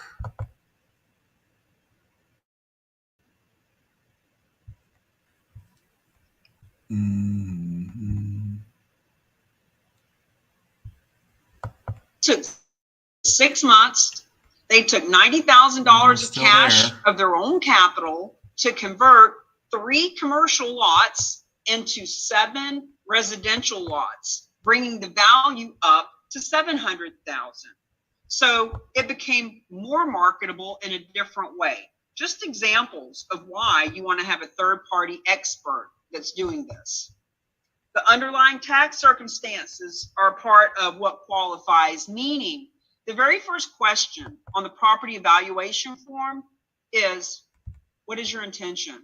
Why are you considering donating? Because even though 20% of the people who donate do it just for the tax benefit, usually the best donations are people who have a philanthropic intention and they're doing it for all the right reasons. So we, as the real agents of change, don't get into their dirty laundry or business. But when we put them in touch with the specialized nonprofit, for them to know what the underlying tax circumstances are is going to be a big part of, is this property marketable? Minimum equity of $250,000. We do have a couple of other nonprofits, specialized nonprofits, who do not require that amount of equity. But keep in mind that the average is $550,000. And the first story you heard, the first property was giving $406,000 to the nonprofit. The second property is giving $600,000. Just so happens you put those together, it's an average of $550,000. But there is a minimum when the specialized nonprofits are getting involved. It really depends on lots of different moving parts. Like, is there a mortgage to be paid off? Is this going to require a lot of capital? Does it look like it's going to take more months than a regular property would? But in essence, the minimum equity is $250,000. Average equity, $540,000, $550,000. Actually, last year, we need to update the slide. Last year it was $557,000. Maximum size is unlimited. So I haven't seen any that were, in the hundreds and hundreds of millions of dollars, but I have been told many times that the maximum size is unlimited. Now, what are the required documents? I'm so sorry about this image. If I could get rid of it, I would. I'm really sorry. That's embarrassing, but I can't help it. Okay. So here are the documents. When the donor first comes to the table, they are given 2 net gift estimates, meaning here's what it would look like if it was a traditional sale. Here's what it would look like if you do it based on the facts that you're giving us right now about how much the mortgage is, how much equity, et cetera, et cetera. And when they decide to make the donation, the net gift estimate is the guiding document from beginning to the end that has the donor's property in contract with a specialized nonprofit, which is what guarantees you, the nonprofit, the realtor, everyone involved, that the nonprofits are going to get the money that the donor wants them to get. Donation agreement. So the donation agreement is simply, here's the deed, here's the keys, signing an agreement of donating the real estate. It could be a bargain sale. So it's either a donation agreement or a bargain sale agreement, and here's the difference. If the property is donated completely 100%, that's a donation. If even $1 needs to exchange hands, it is a bargain sale, because at that point, the property is being purchased at a bargain, even if it's $1. So those are the 2 different agreements. Donation disclosure agreement is just like any other real estate disclosure that would be needed in real estate. Okay, IRS Form 8283 is the form that goes to the IRS that gives the donor their tax deduction. It is signed by 3 parties. It is signed by the appraiser, by the donor, and by the specialized nonprofit, because it is the specialized nonprofit that is taking title, taking financial responsibility, liquidating the property, and granting the money to any other of the 1.5 million nonprofits. So in essence, your church, your veterans group, your animal shelter, They are not submitting any forms to the IRS about this. They are getting a grant, but it is not a grant that they had to fill out paperwork for and apply for. It is a grant because the donor designated them as the recipient in the beginning on the donation agreement. Now, the other form, the 8282, which you would think would be the first form because it comes before 8283. But anyway, this one is when the property is sold. It is signed only by the specialized nonprofit. So, for example, $600,000 property we've been talking about since the beginning. At the beginning, the 8283 is submitted. It appraised at $600,000. The appraiser signs it. The donor signs, yep, that's what I'm claiming as a deduction. And the nonprofit signs off, yes, that is the gift that we received. Now, let's say the property sells for $550,000 or $600,000 or $650,000, whatever it sells for. The specialized nonprofit sends that to the IRS as a checks and balance kind of thing. So the donor got their deduction based on the appraised value. Now, if that property had sold for, say, $300,000, well, that would throw up a red flag because that's 50% of the appraised value. There might be something funny or screwy going on there. And that's why the IRS wants this checks or balances going on. Keep in mind that the specialized nonprofits have been doing this for many years. They're not going to take a property that appraises at $600,000 unless it's clear from doing their own research and talking to local brokers that it is, in essence, a $600,000 property. You know, give or take any market conditions that happen, they'll be able to know that it's a property that's going to sell within that 10% range. Another document is the listing agreement and purchase and sales agreements. Friends, this is a listing just like any one you've ever had before. There is nothing different about it at all. It's kind of like an REO property or a relocation property from the perspective that the original owner, John and Mary, aren't the ones signing the listing agreement. They don't own it anymore. They donated it to the specialized nonprofit, which is what gave them the tax advantage that they were looking for. And now specialized nonprofit is your client and is signing the listing agreement. I'm going to stop sharing and come back in. I think that will clean that up.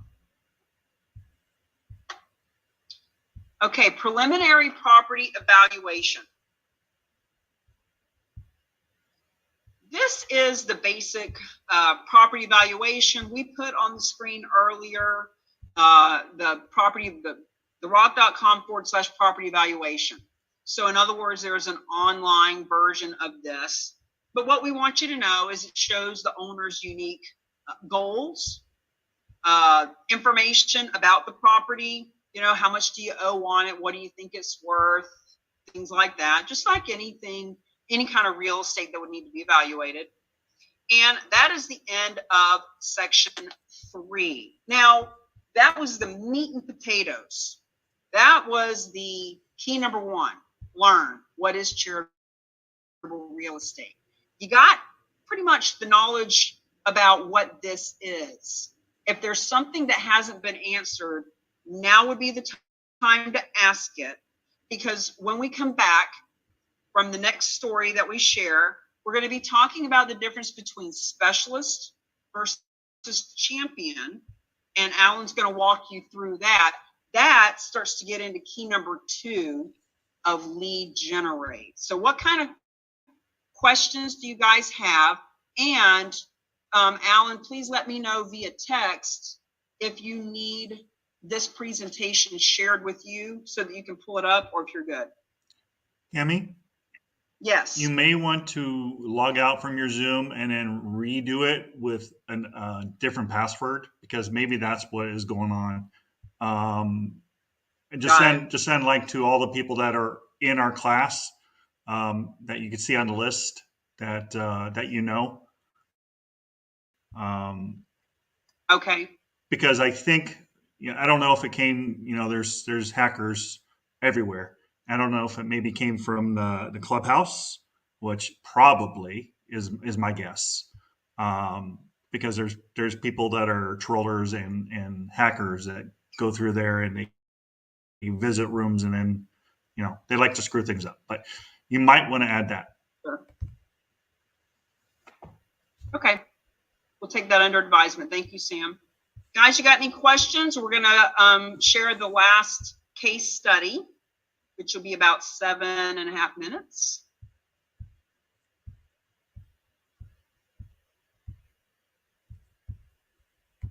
Great presentation.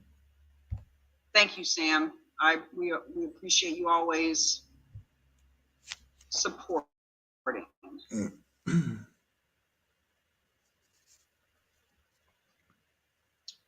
Okay, well, I'm going to play the last story.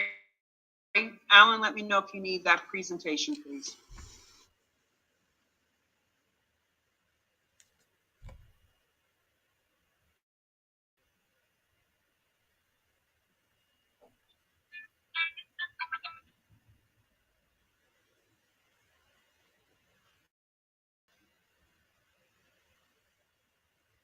Welcome to the Real Agents of Change podcast series, where we love to talk about our nonprofit friends and how they are getting funded by donations of real estate that average $550,000 for one piece of real estate.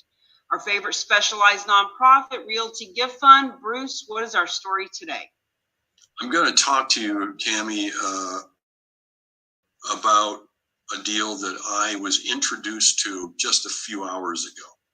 So we're not under contract yet, but this is such a wonderful situation that I wanted to share it with you because there will be a lot of people around the country who are in the same boat as our donor is in this one. Her name is Mrs. Baum, and she, I think is in her 80s. She lives on a farm in New York, and it has 2 houses on it, 40 acres. She, I believe, lives in one, and she has leased the other one to a friend for an indefinite period of time, intending for this friend to be able to pay rent and live there until the friend passes away. And she would like to make a donation of the farmhouse that the friend is leasing. And we think that both of the homes are on a single piece of land. And so in order to donate one of them from the other one, Realty Gift Fund is going to have to step in and do a lot split with the local jurisdiction, the county or the township or wherever she lives, in order to create a separate deed, legal description for each house. And we do this, we have done this our entire career. We did a donation last year where we took a 3.5 acre commercial or 5.5 acre commercial property, and we subdivided it into 7 residential lots and sold off the residential lots and created a much bigger value for the donor than the property he came to us with initially. And so we know how to do this, but we're going to have to do that with this one. We have described this to Ms. Baum, and she said, well, once we get the first one done, we might then do the second one where I'm living, and we will do the same process. And so we are imagining right now, Jay is in the other room making phone calls, and we are imagining all the steps we're going to have to take to get done what she is trying to get done. Remember, Cammie, Realty Gift Fund is really good at what it does. We are hardcore real estate people who have been in this business for 40 years each, and we've operated across the country, but these donations are always about our donors. Who are they? What are their circumstances? What are they trying to accomplish? And how do we keep them safe from the present time to the target time so that they get accomplished what they want and we haven't put them in any sort of financial jeopardy, that they've lost their house or we're trying to take care of what our donors need, even if they don't right now know that they need that. So we're in the process of determining all this. I just thought it was kind of an interesting deal because we've got two elderly women who know where they want to live the rest of their days out, but owned by a woman who knows where she wants the proceeds of the value of this estate to go to. So I'm curious, how did she find you and what nonprofit is she wanting the money to go to? Interesting that you should ask. We were introduced after courting the Salvation Army for 3 or 4 years, and they do their own real estate deals pretty effectively. We found out that the Salvation Army actually has several regions across America, and some regions are really good at doing real estate deals, and this one particular region isn't. And we are in discussion with a different deal with the Salvation Army, and the woman who runs that region for the Salvation Army has appreciated our help so much that when Ms. Baum came to her and said, I'd like to donate my home to you, she said, super, let me get my real estate team on the phone. And she referred her to Realty Gift Fund. Wow, that is interesting because as you've taught us over the years, there's a very small handful of nonprofits that actually do their own real estate transactions, Salvation Army being one of them, but even they need to pull in the big dogs every now and then. Do you know what it is about this one that makes it that much different than the 2,000 or so deals they do a year? Cammie, what's interesting is we have directly called some of these nonprofits who do their own real estate. And not surprisingly, we have found out that they do this level of real estate and they won't do this level of real estate, which is what we're awfully good at. I mean, we're good at the whole various levels of real estate, the easy ones and the ones requiring more money and more imagination. So even the ones who do it sometimes need help because their board policies say you will not cross over into this area of real estate donations. But then there are some, like the Salvation Army, who we're getting to know, okay? And I'm imagining this to be the case, that it isn't equal all the way across the board as to how each region is able to deal with their real estate. Some regions are really good at it. They've had somebody there for a long time. They've got their relationships figured out. They know what they do well and they just keep doing that well. And then for whatever reason, perhaps it's a person who retired and a new person came in his place and is just not as familiar and is seeking help.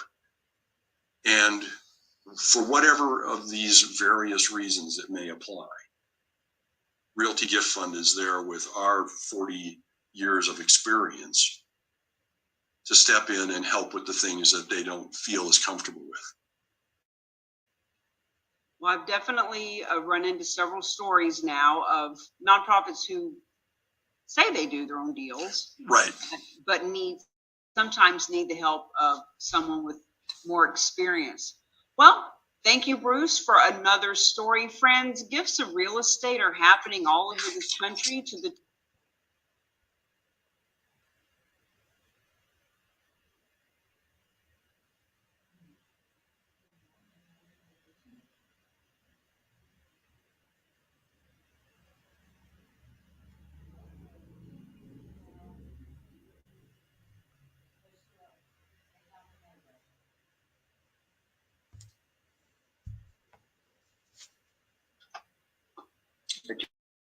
Kim, you there? Yes. Okay. You're up.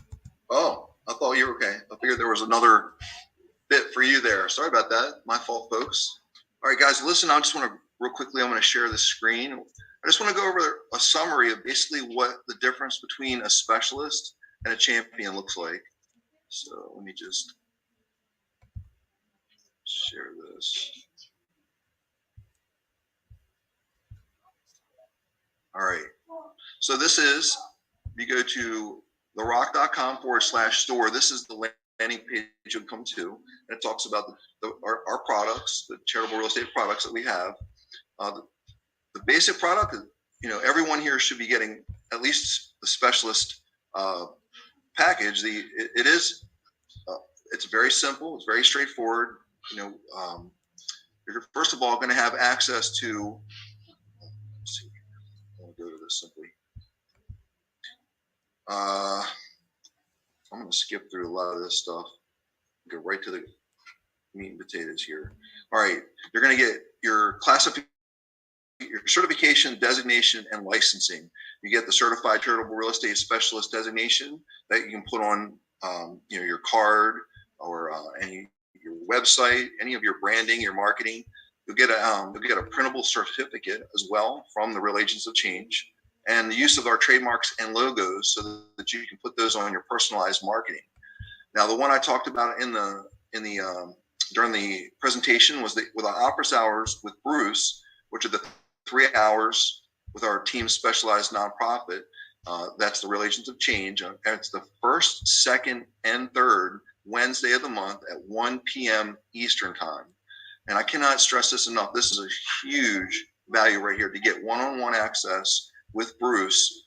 Questions, concerns, any of the experiences that you're having in your communications, whether it be with nonprofits, with donors, and just trying to get a handle on how to speak to charitable gifting and real estate, which it can be a big mountain of information. Once you really start digesting this and you start thinking about how many different ways you can apply this, you're going to realize this is a huge value.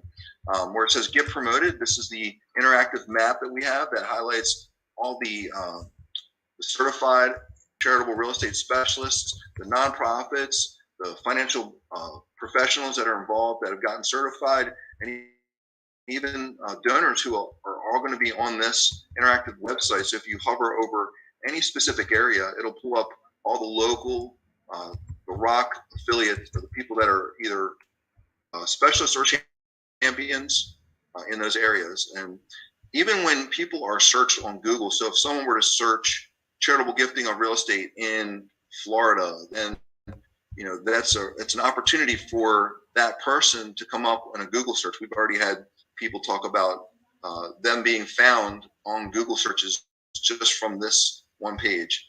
And then the affiliate status, another one that doesn't get enough recognition here. So obviously, we're happy that you came in. We're excited for you to share this with as many people as you can. And we want to help train you and get you up to speed so that you can talk to this. One of the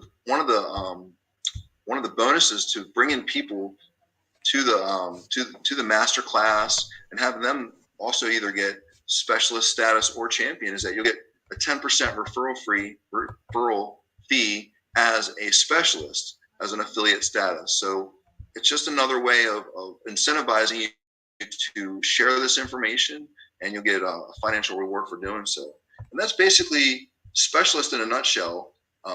Everyone here is probably self-starters and willing and ready to take action on it right now. And of course, we're here to support you and get you where you need to be.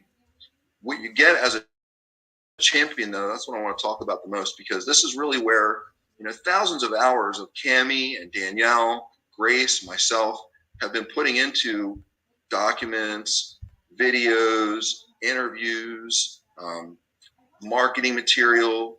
I want to share some of that in a moment, but there's been so much time and so much energy put into this to bring, shorten your learning curve, to take all the work that we've done and put it in a package so you can just take it and hit the road. Like, you guys can start just, applying so much of what the work we've done to what you want to accomplish with the nonprofits you want to work with, whether you're a nonprofit and want to just open up the pipeline for receiving gifts of real estate. Legacy Launchpad, which is a huge compilation of information that Cammy's put together. 5 keys to leverage real estate for real change, the 7 P's from purpose to payoff. I feel like that needs to be highlighted.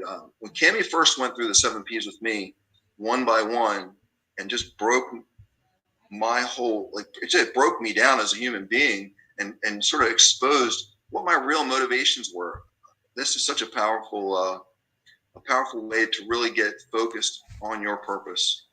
The roadmap, of course, comes with everything that you get as a specialist. You also get as a champion. Who to talk to, what to say, how to say it, all kinds of scripts so that when you reach out to these people, whether it's nonprofits or donors or other real estate agents, this gives you exactly what to say. It's just a lot of shortening the learning curve. The marketing, this is huge. We're constantly growing this, so you're always going to be getting more and more information out of this. But even where it stands right now, if you added nothing to it, this is a treasure trove of library of information.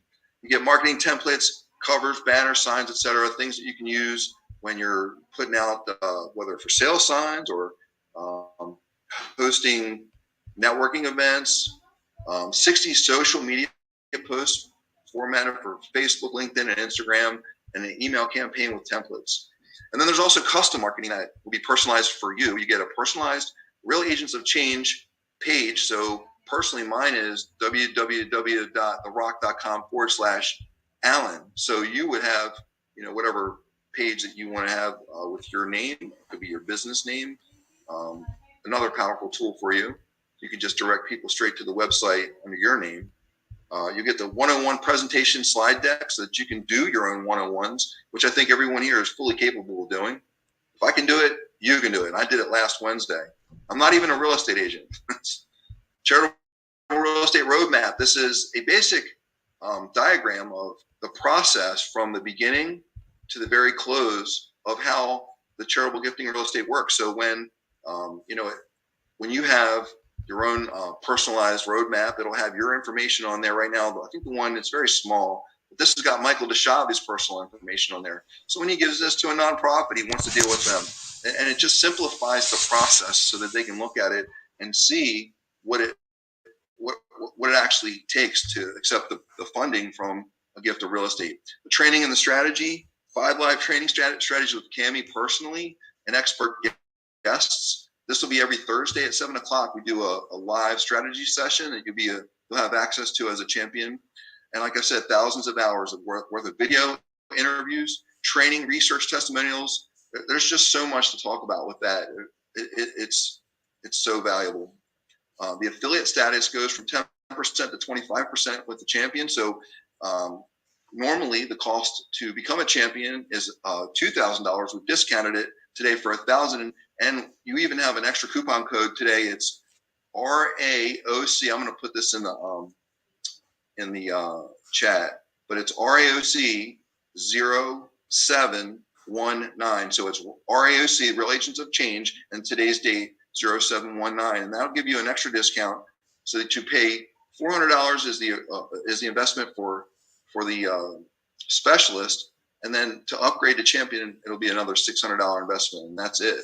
So that's super cheap. Now, here's the thing: is that as an affiliate, as a champion, if someone becomes just a specialist, you get 25% referral fee for bringing them to become a specialist. That's $100 right back to you. So for you bring 10 people over the course of a year, it's paid for itself, even if they're just specialists. But as a champion, you get 25% of whatever they end up investing into the Real Agents of Change. So it's a much larger return on your investment.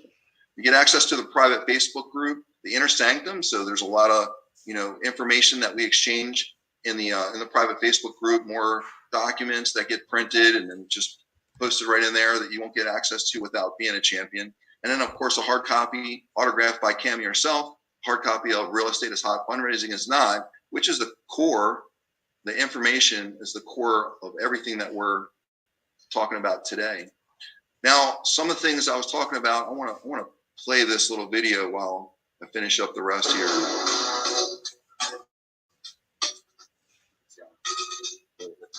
This is some of the marketing that Danielle's put together. Can't see it, Alan. What's that, Cammy? You can't see it. You need to change your screen. Hold on.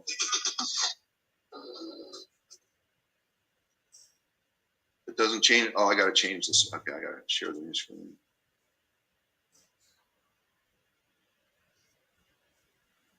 There we go. Tell me if this works. You getting that one? Yep. All right. So this is some of the marketing you get as a champion. This is, yeah, there's so many of these that Danielle's worked on. This is just a tiny little fraction of it that you can design, you can modify for your own personal use. You can use it just as is. But these are like just different options that you have that as a champion, this is unlocked for you. These are all like very powerful, sometimes even provocative slides that talk, that speak to the heart of people, things that are, sometimes a bit, a little jolting, but, this is what's needed in this environment. We're going to bring billions of dollars to the nonprofit world. They need to wake up. It's ironic that they're the ones who are usually the resistance that to be able to receive these funds, and not, these nonprofits are so, used to saying no to real estate. They don't know about this secret way, this unique way of accepting the funding. And that's it. So just to summarize, guys, you can become a specialist with a $400 investment today. Normally, to upgrade to a champion will cost another $1,000, but today it'll be discounted with. Let me put this. I'm gonna put the unless somebody else, Cammy, can you do that? Put the I did. RAOC. Okay, cool. I did. They have it. Thank you.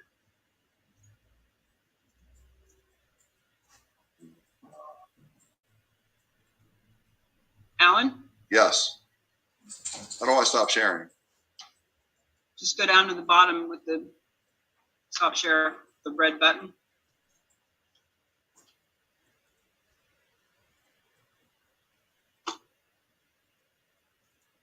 I think I did it, right?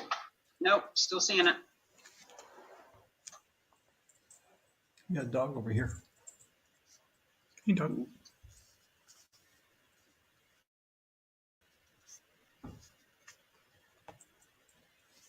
I see. Done. Thank you. All right. And that's it. Cammy, you got it from here? Are we going to take a 5-minute break? I'm sorry. Are we going to take a 5-minute break? Oh, I think we're going to take a 5-minute break. Guys, we're going to take a 5-minute break. When we come back, this will give you a chance to go over and look at the RAOC.com/store. And you can take a look at exactly what is part of the specialist package versus the champion, knowing that that coupon is good till midnight tonight.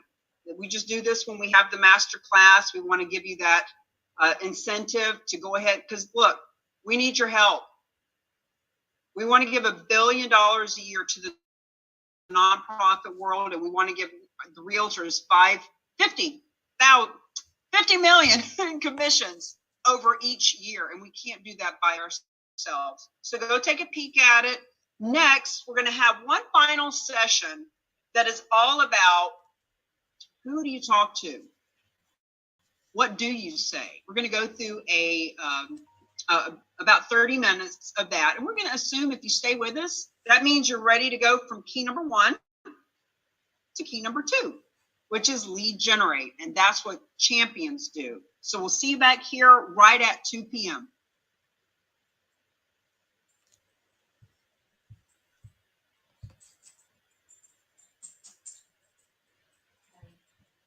I'm still on. I'll come in there.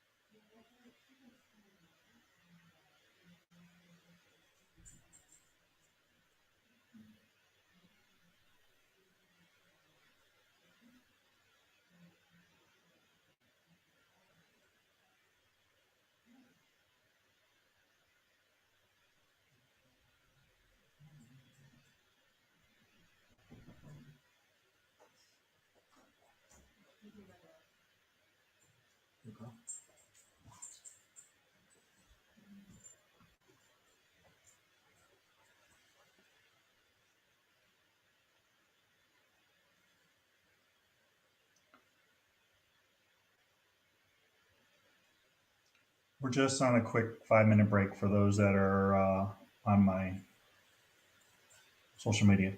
So we'll be back in a few.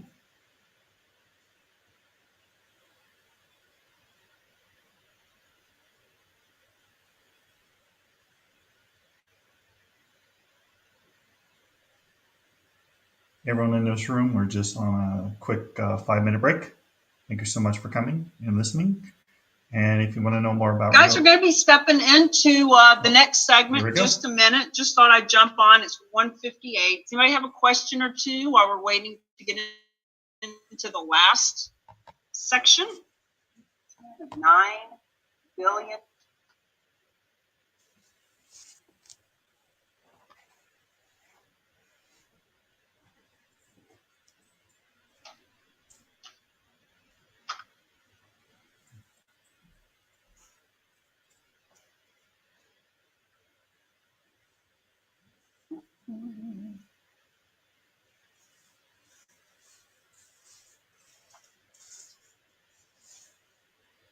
By the way, we are going to start having a book review. We're not sure if we're going to do it once or twice a week or what that's going to look like, but there are 43 sections in the book, and we're going to break it down by different groups of sections to really walk through all 5 keys. So you've just been part of key number 1. You've learned what charitable real estate is. The book really gets into step 2 and especially step 4 of how to leverage this. So anyone who has been part, is a specialist or a champion, anyone who's bought the book will be part of the book review.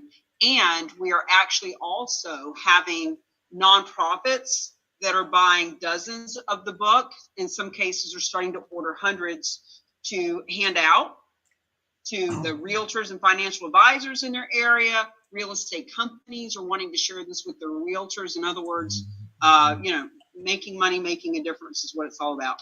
Okay, I'm going to share my screen. I'm going to assume that those of us who are still here see the value in actually taking action. Because knowing what charitable real estate is, so what? So what?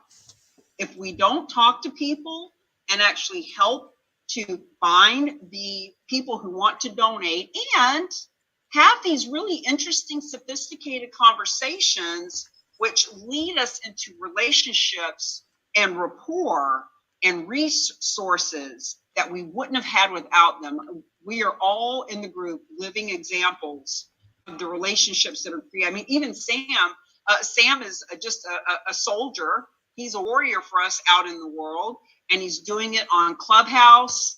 He has talked to, 50 nonprofits, couple that he's doing like different programs with. So in other words, really giving him a chance as a hero to get out and help others. So let me share my screen, and we're going to go through a memory jogger list first. Because people will say to me, Cammie, who do I talk to? What do I say to this person, to that person?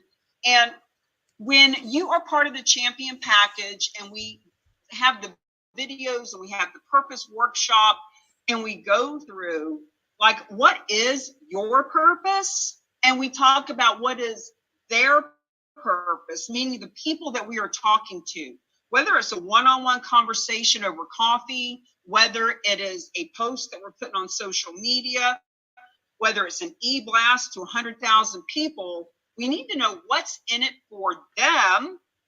Why would they be interested in this? And the third P is about your presence.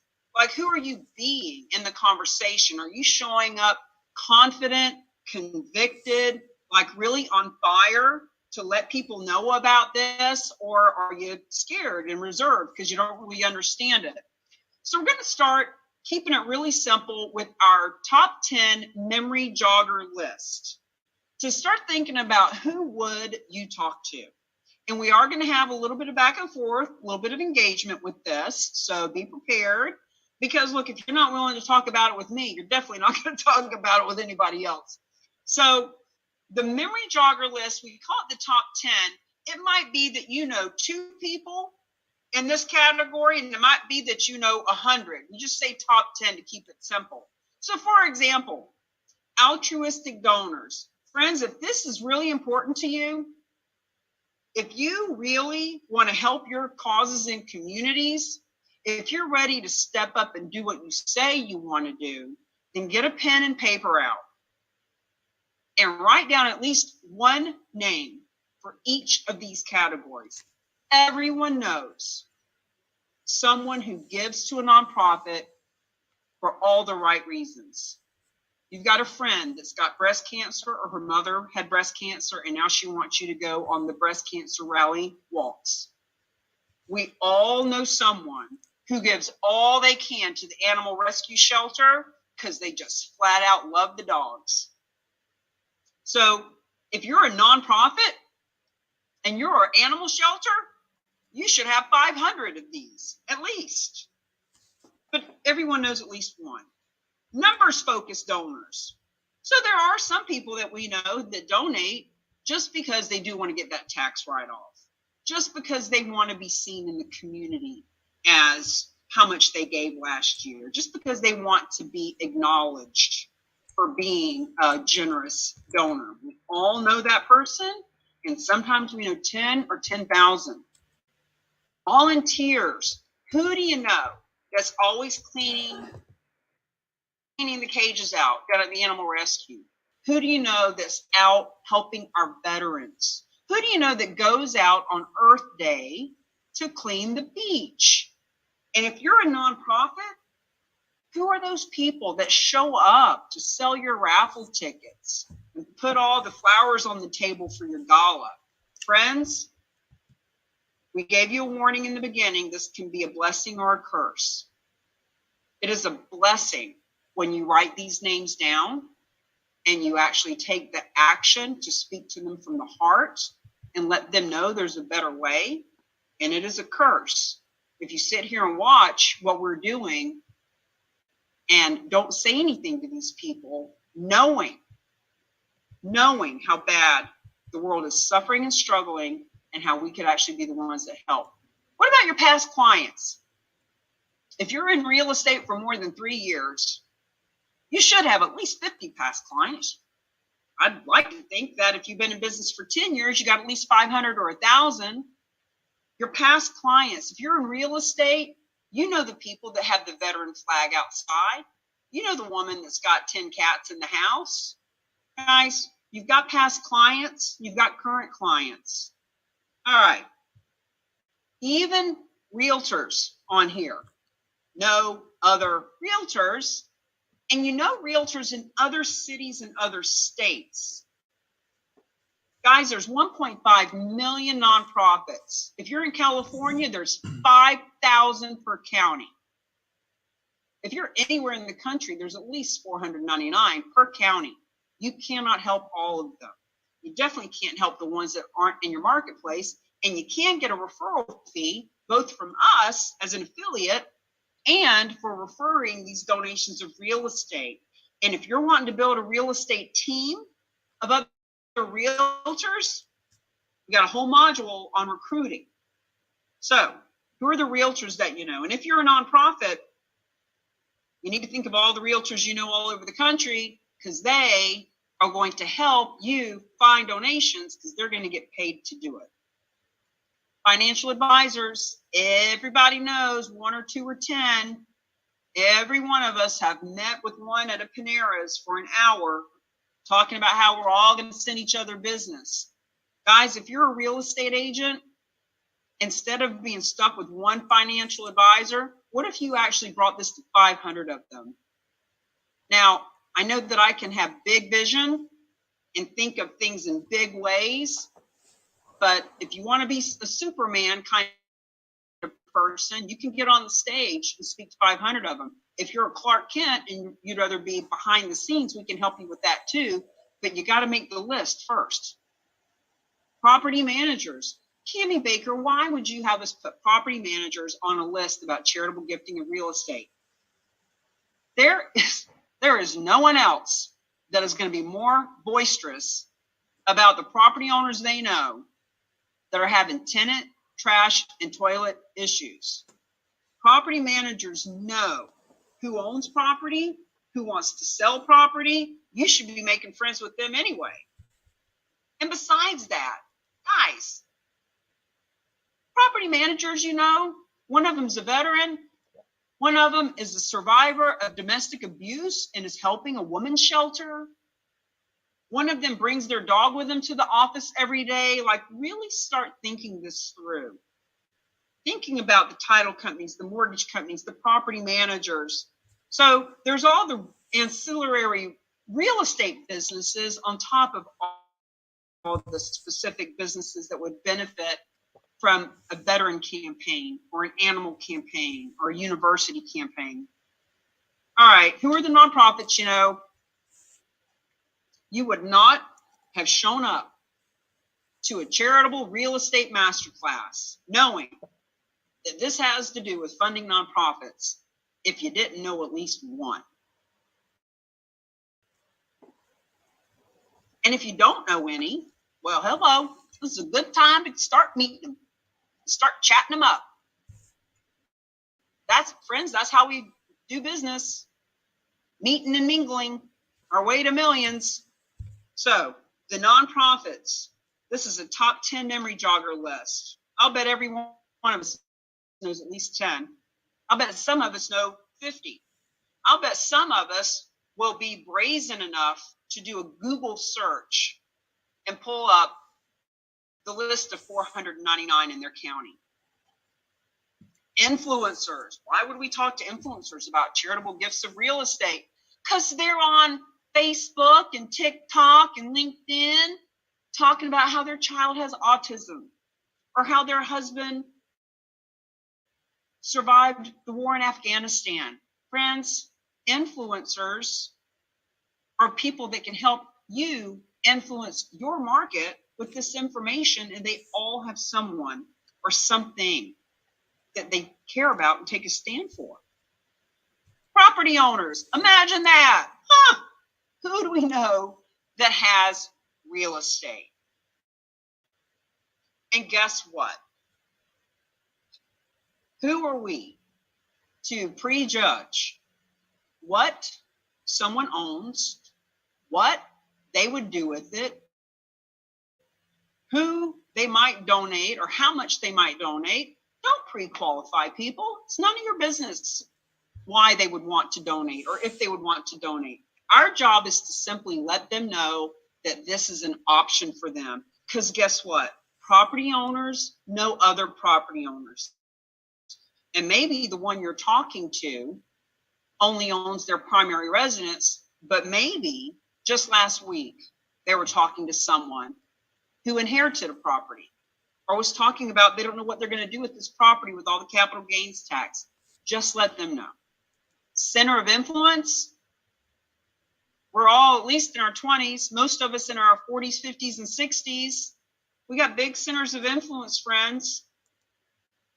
The fact is, they deserve to know. Just like you, just like me, I was completely ignorant, had no idea, and you were too until today. Let's let people know. Let's simply inform them. Let's do the right thing. Real estate related businesses. So I've got a whole list of these, and I'm actually putting it all together to help do these individual social responsibility campaigns. And the real estate related businesses are all the same for any campaign, any market. And then it is the specific type of nonprofit that will change who else we add to the social responsibility campaign. But think about the plumber, the painter, the contractor, the landscaper, the home inspector, the home stager, obviously the mortgage and the title and the insurance and the title insurance, and the roofer and the deck builder and the fencer. Why would we talk to them? Well, first and foremost, because they're human beings who have a heart, have things and people and places and planets and pets that they care about. And second of all, or even maybe first of all, they're real estate related businesses. They want to talk to realtors. The last 3 events that we have done have all been sponsored or hosted by a title company, and the majority of the people in the room were realtors. So they want to get in front of more realtors. And depending on what your business strategy is, I don't know who you want to get in front of or what you want to do, but when you can show 20, 30, 40 businesses how they can get in front of realtors, it's just a matter of time before you're at the center of attention of this whole donations of real estate campaign. So we can focus these campaigns directly on who you want to do business with. Maybe you want to do business with families that are selling a house and upgrading to the next level of house.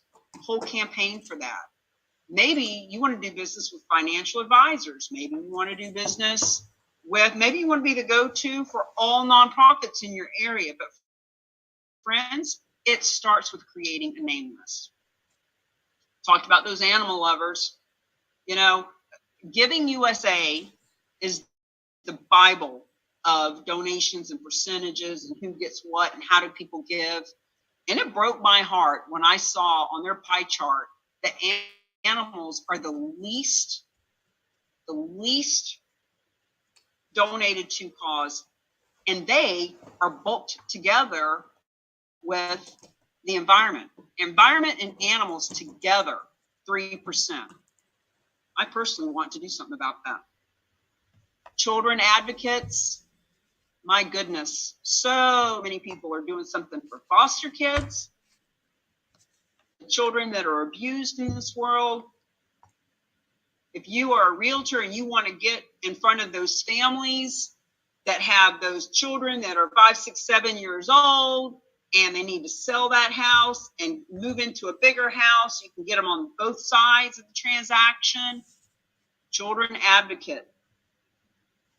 We can talk a lot more about why that's a big deal. Environmentalist, we all know somebody who's posting a GoFundMe account on Facebook to save the local duck or something. Environmentalist, you know at least one of them. You know at least somebody who is concerned enough about the environment that they talk to you about not using straws, whatever that is. Oh, the senior care businesses. Hearing aids, dentures, walkers, senior living facilities, burial plots, headstones, people that do mobile hairstyle. There's so many people that run errands for the elderly. Guys, the abundance here is overwhelming.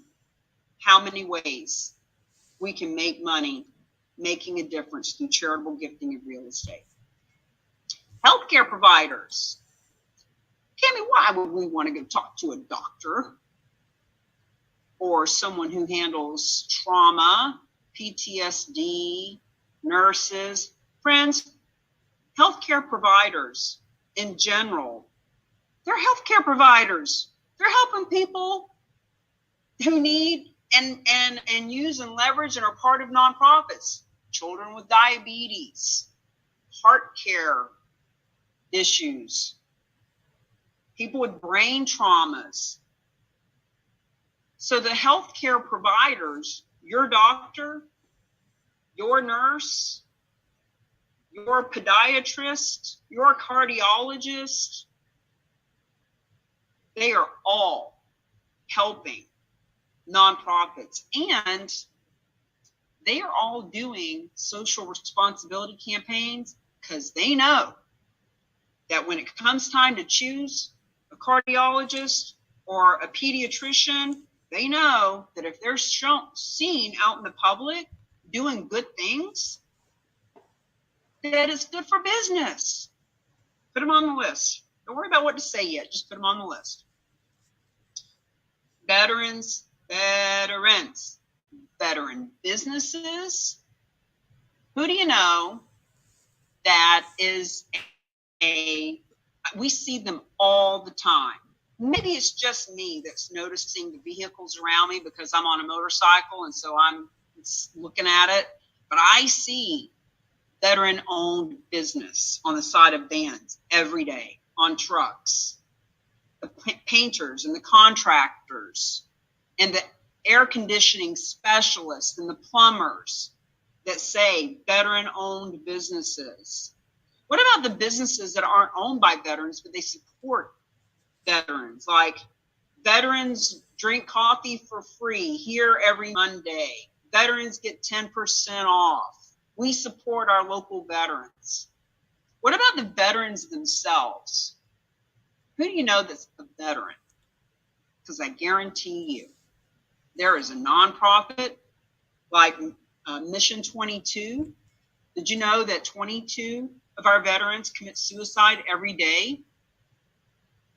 Mission 22 is helping with that, and there's so many more just like it.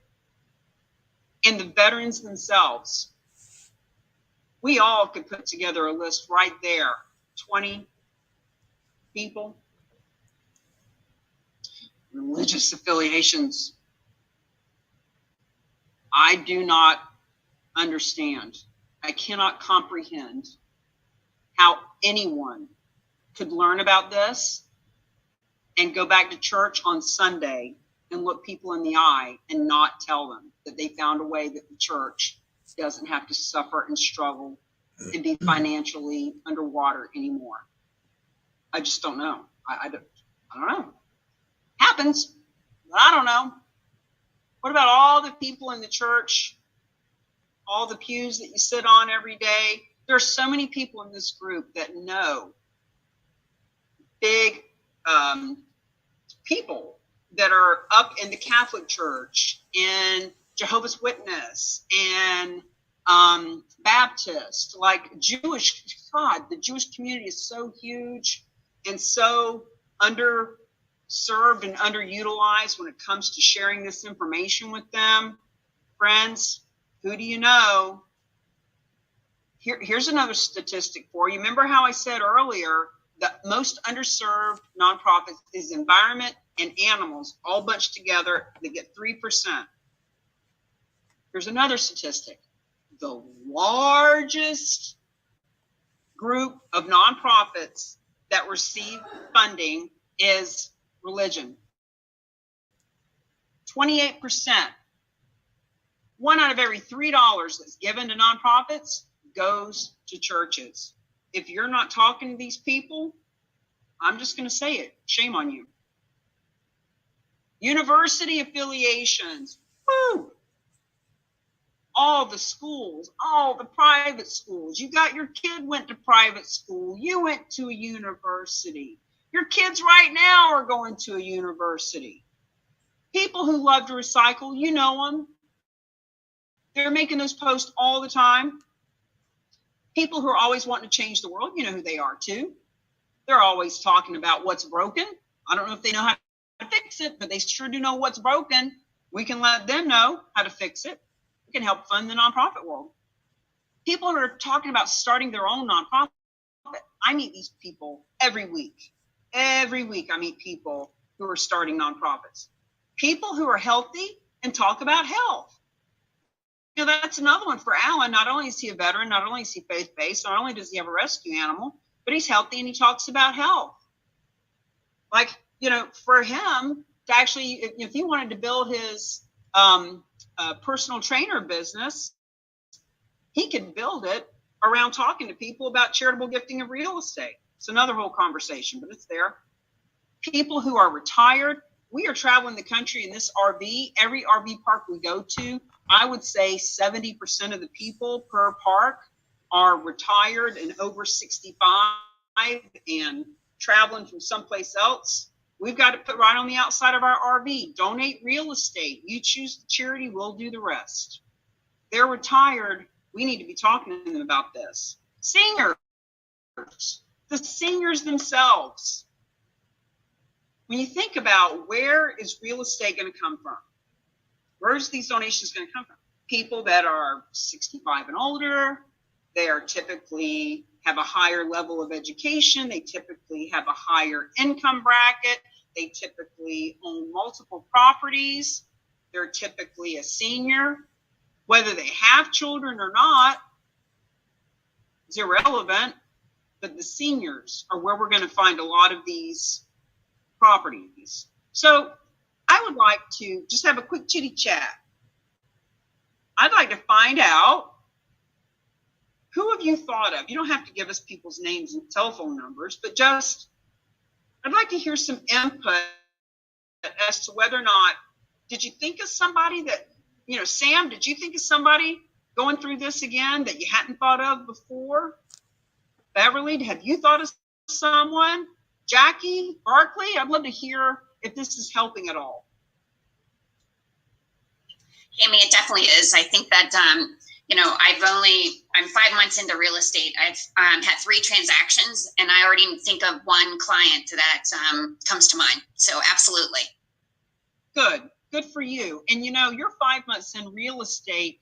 You could be outperforming the local superstar very quickly. If you start talking about it depends. Are you, Jackie, more of a superwoman and you want to be out in front of people and be on video? Or are you more of the quiet behind the scenes person?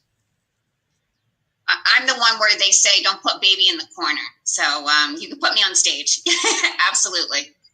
Well, you could be speaking to veteran groups, put baby in the corner, honey. Rotaries, churches.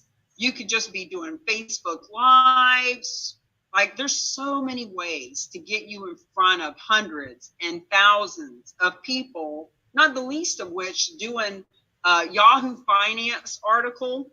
I can show you how to do that, where you can leverage that for the rest of your career, being seen in Yahoo Finance. But, if we're just talking about typical real estate stuff, well, anybody can talk about that. But charitable gifting of real estate, that's something people will want to interview you about. Vince is asking, so what does the introvert do? Sometimes the introvert's even better, Vince, because sometimes people that are very extroverted and chatty are talking so much, they don't know how to listen.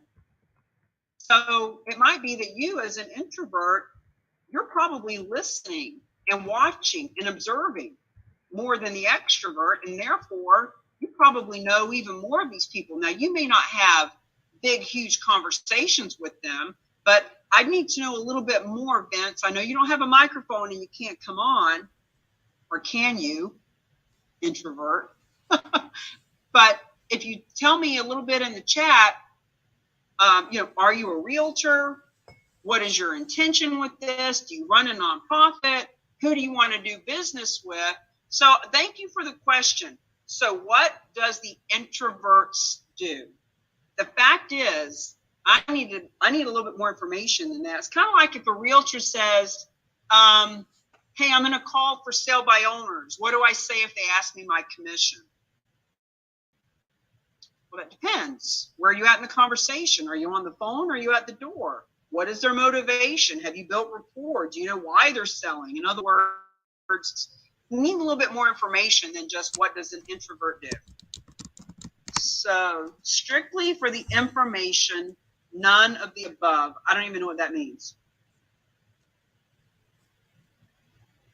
If you can formulate for me what you would want to do with this, it would help. So you're not an agent. Are you a nonprofit? Are you a financial advisor? Are you a business owner? Are you a concerned local citizen? Are you a veteran? Are you an animal lover? What brings you here?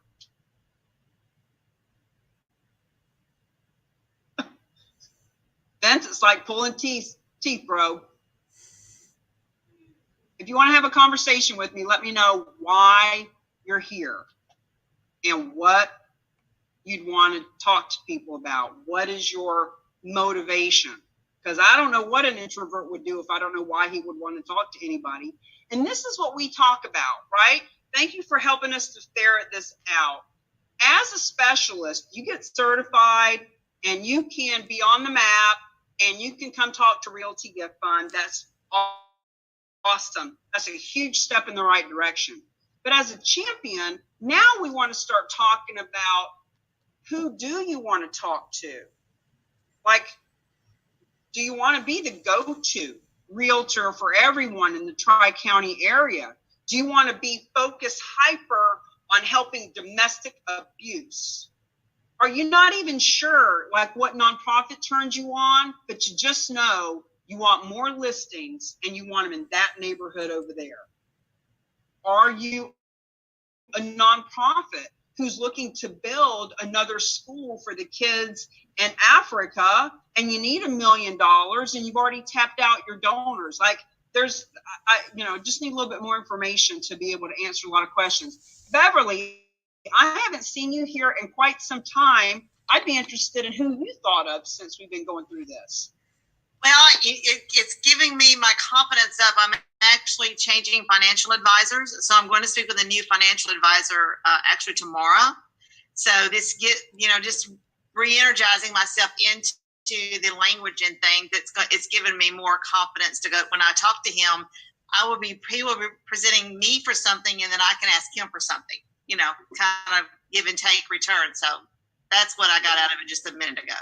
I love this conversation because when you say he's asking you for something and you're asking him for something, might I offer up, you are giving him the gift of knowing that this is a way he can build his business too. So for example, Alan and I, through our friend Jessica Peterson, we were introduced to a financial advisor. This was about a month ago. And this just goes to show you need to qualify people before you take the time to go to a Panera's and sit with them. But very rare that people actually get out and meet face to face anymore. We were at the gym. It was right across the street. So we go meet this woman. She's a financial advisor for 6 months and doesn't even know what a donor advised fund is. Like she literally took her pen and wrote down the words so that she could ask her mentor about it.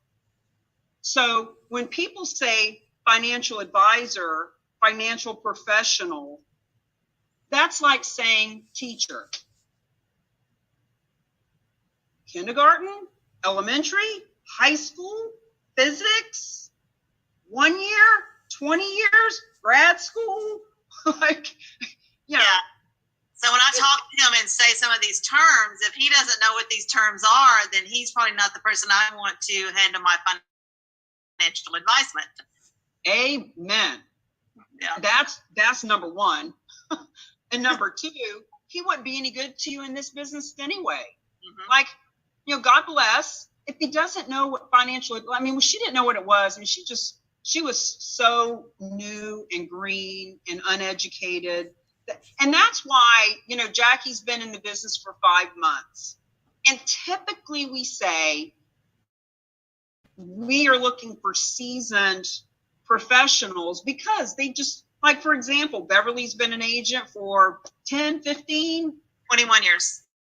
21 years. So you know how to write a contract. You've already got a big center of influence. You're already wanting to help Make-A-Wish Foundation. You already know all these people. You're so seasoned now, we can just help you to leverage those relationships a little bit differently and to elevate who you're meeting and mingling and hanging out with.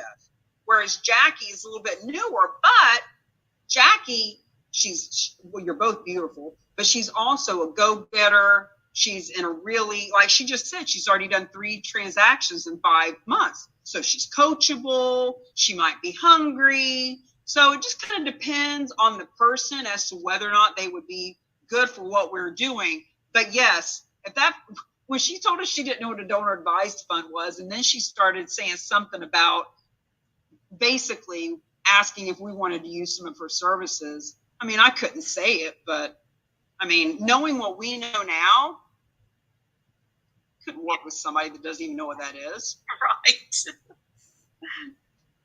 Okay, guys, let's go back. I'm going to share the screen. It's 2:33. We want to respect your time. Just going to go through a little bit of language and mindset around basic conversation. But please, it's kind of like giving you a knife as a 3-year-old and expecting you not to hurt yourself. You need a little bit more guidance. Like, come to the strategy sessions. We have one on Thursday night. You'll be getting an email from the team with the link to my Zoom account. You are welcome to come sit in on Thursday night just to kind of get a taste of the strategy session. But ultimately, if you're not part of the champions, if you're not getting coached and mentored and talking strategy and telling me who you want to talk to, why you want to talk to them, are they altruistic or numbers focused? Are they 65 as a financial advisor, have already made so much money that they're wanting to leave legacy and help their clients leave legacy? Or are they 28, don't know what a donor advice fund is, and just want to build their business?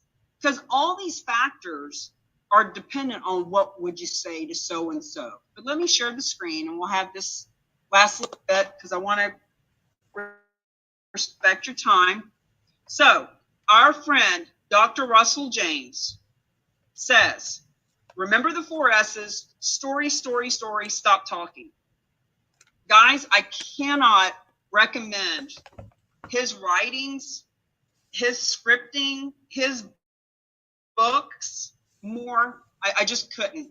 Dr. Russell James. Alan, if you want to put that in the chat, you can find him really easily on LinkedIn.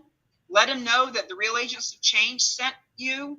He will send you over 60, 70, 80 links to books and videos and things that he and his team have written. It's all about nonprofit psychology and, just how to create these conversations from the hero's journey and the Socratic fundraiser where you're asking people questions that help to educate them on something. So he's just really got this thing nailed in. Story, story, story, stop talking. What does that mean? The easiest way to make the first call or the first contact or have the first conversation, I heard an interesting story last night, or I heard an interesting story in this class that I was in yesterday, or I heard about this interesting way to fund nonprofits, or hey, you know what, financial advisor, I was sitting in a class yesterday and I heard about a way that financial advisors like you are liquidating hard assets and putting it in donor advised funds and adding to their assets under management. Now, that was a mouthful. I wouldn't expect you to say that right now. But what I'm saying is that was a story. The story of what you heard. The story of an example. You know what? I heard an example in a class yesterday about a woman that was donating $25 a year for 32 years. And next thing you know, she was donating a piece of real estate to that nonprofit and they had zero risk. That's a story that you can share with a nonprofit that you're wanting to talk to. I thought you'd find it interesting. In other words, letting the person know that you reached out to them because you knew that they would find it interesting. Or think about the people that you know, your past clients. John and Mary are your past clients. They bought a house from you. They sold a house through you. They bought investment property through you. You know John is a veteran, and you know that Mary had breast cancer. And you know that they're beautiful people, and you've seen on their Facebook how they're doing a walk for life. You've seen him on a poker run with his veteran brothers and sisters. Friends, I'm telling this story because you all know this person or this couple. And you could reach out to them, to John and Mary, and you could say, you know what? You guys bought a house for me a couple of years ago. My bad. I haven't been in touch in quite some time, but I thought about you. I knew you'd find this interesting. I was in a class yesterday and I heard a story about how nonprofits are being funded by tens of thousands, hundreds of thousands, millions of dollars. John, I know you're a veteran. Mary, I know you had breast cancer. I just want you to know, as this area's first charitable real estate champion, certified specialist, I just want you to know, if you'd like to introduce me to the people that run that poker run and that help with that relay for life, I'll be happy to share with them how they can actually bring in millions of dollars. Now, story. We didn't get into details. We didn't talk about percentages. These are just examples. It depends on how well you know them. You know, there's a big difference between cold market and warm market. Lots of variables. I learned a way our nonprofit can 6 times donations. Friends, if you sit on a board for a nonprofit, you sit on a board for a nonprofit and you don't say that to them, how could you possibly look them in the eye and listen to them talk about how much they're suffering, how expensive the venue is for this upcoming thing, how raffle tickets aren't selling like they should be, how the golf tournament might get canceled because the next round of COVID's coming.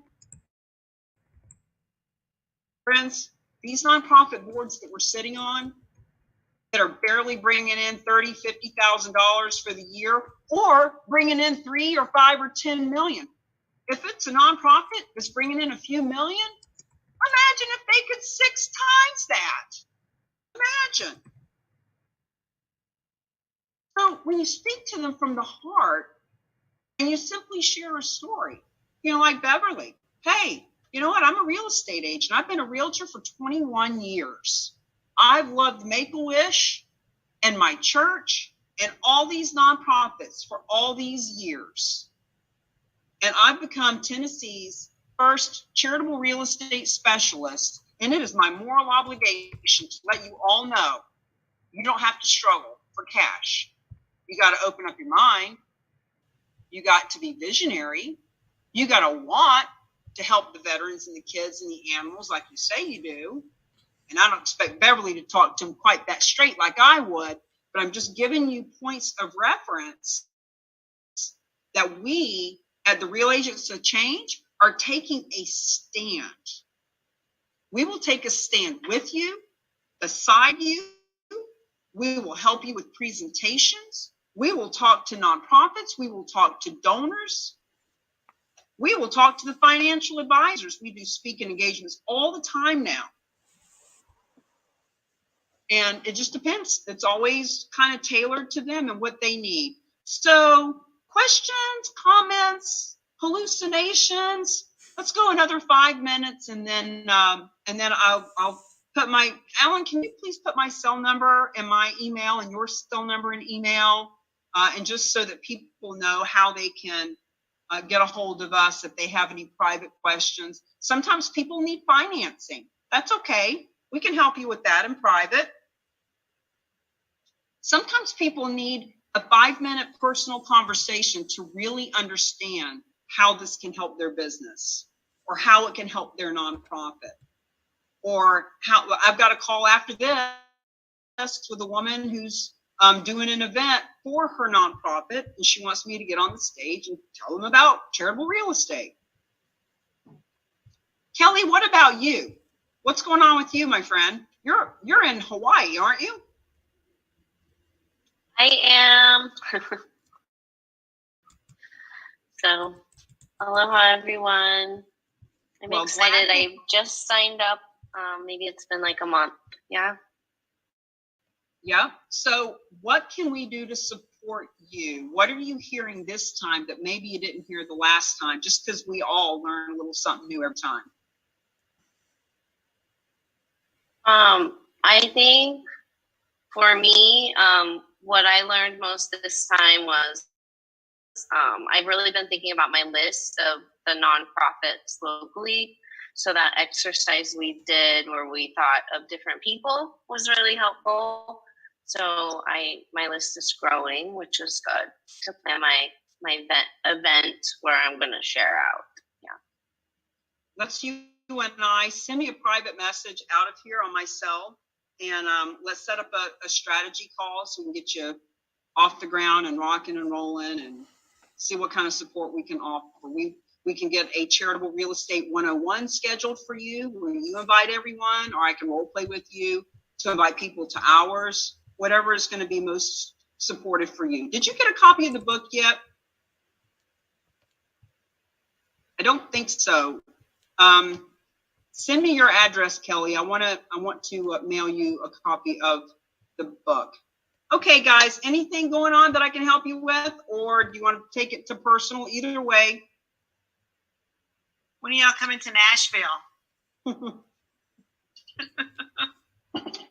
I have a half brother that's in me to come up there at $5 a gallon. We got to have some financial reason to come up there. We can't make that happen. It's basically $1 a mile to go anywhere. It's crazy anymore. It is. Thanks for coming, Vince. Glad to have you. I hope you learned something that you can take to the world in a big positive way. Same for all of you. Got to come to EXP. Got to come to EXPCon. I'll be there. EXPCon. Got to come. Where's it at? Is it Texas? No, Vegas. Vegas. October 11th through the 14th. I already have my registration as well as rooms and everything. How many people are they expecting? We're gonna have at least 3,000 there. It's packed during. We got the Mandalay Bay, and there's a couple more hotels that we have next to it also. I wish you could have been with us at the EXP event in Orlando 3 weeks ago when they opened up Universal Studios to only about 3,000 people. And 3,000 people is nothing in a theme park. Alan could tell you, going from ride to ride to ride, no line, just walk in and get on, food vendors free between every ride. After the third ride, I was going to throw up. I was like, ugh. Normally you've got 2 hours to wait in line, waiting for the next ride to kind of calm down. It was wonderful, though. Fabulous. Yeah, we hit 83,000 agents now. 83,000. So if just a small percentage of those go to Vegas, it's gonna be rocking. Can't wait. I'm so happy you're going. I know we just love you, Sam. We just say we love you. We love your commitment. We love your fire, your energy, and you're just a real heart-centered businessman. We love you for that. Thank you. I appreciate that, Cammie. Kelly, I see your message. Just send me a message and let's set up a call. Okay, guys, I want to respect your time. Have a great day. Remember, tomorrow, therock.com/101. If you have someone that needs to hear this information, you can send them or bring them. It's 12 noon Eastern time, but there's also a recording at that link, therock.com/101. And it's just a way to get a little tiny taste. See you later. Bye.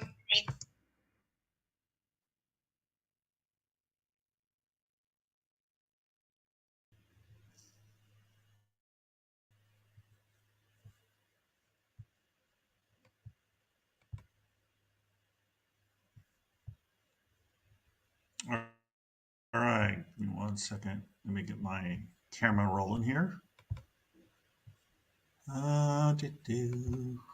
Awesome. Here we go. That should work. Welcome back. I hope you learned something about charitable gifts of real estate. If you want to know more, please let's connect. You can go to samrocks.com, samrocks.com. It's right there. And I'm going to end this broadcast. Thank you so much for coming, and we will talk to you soon. Bye for now.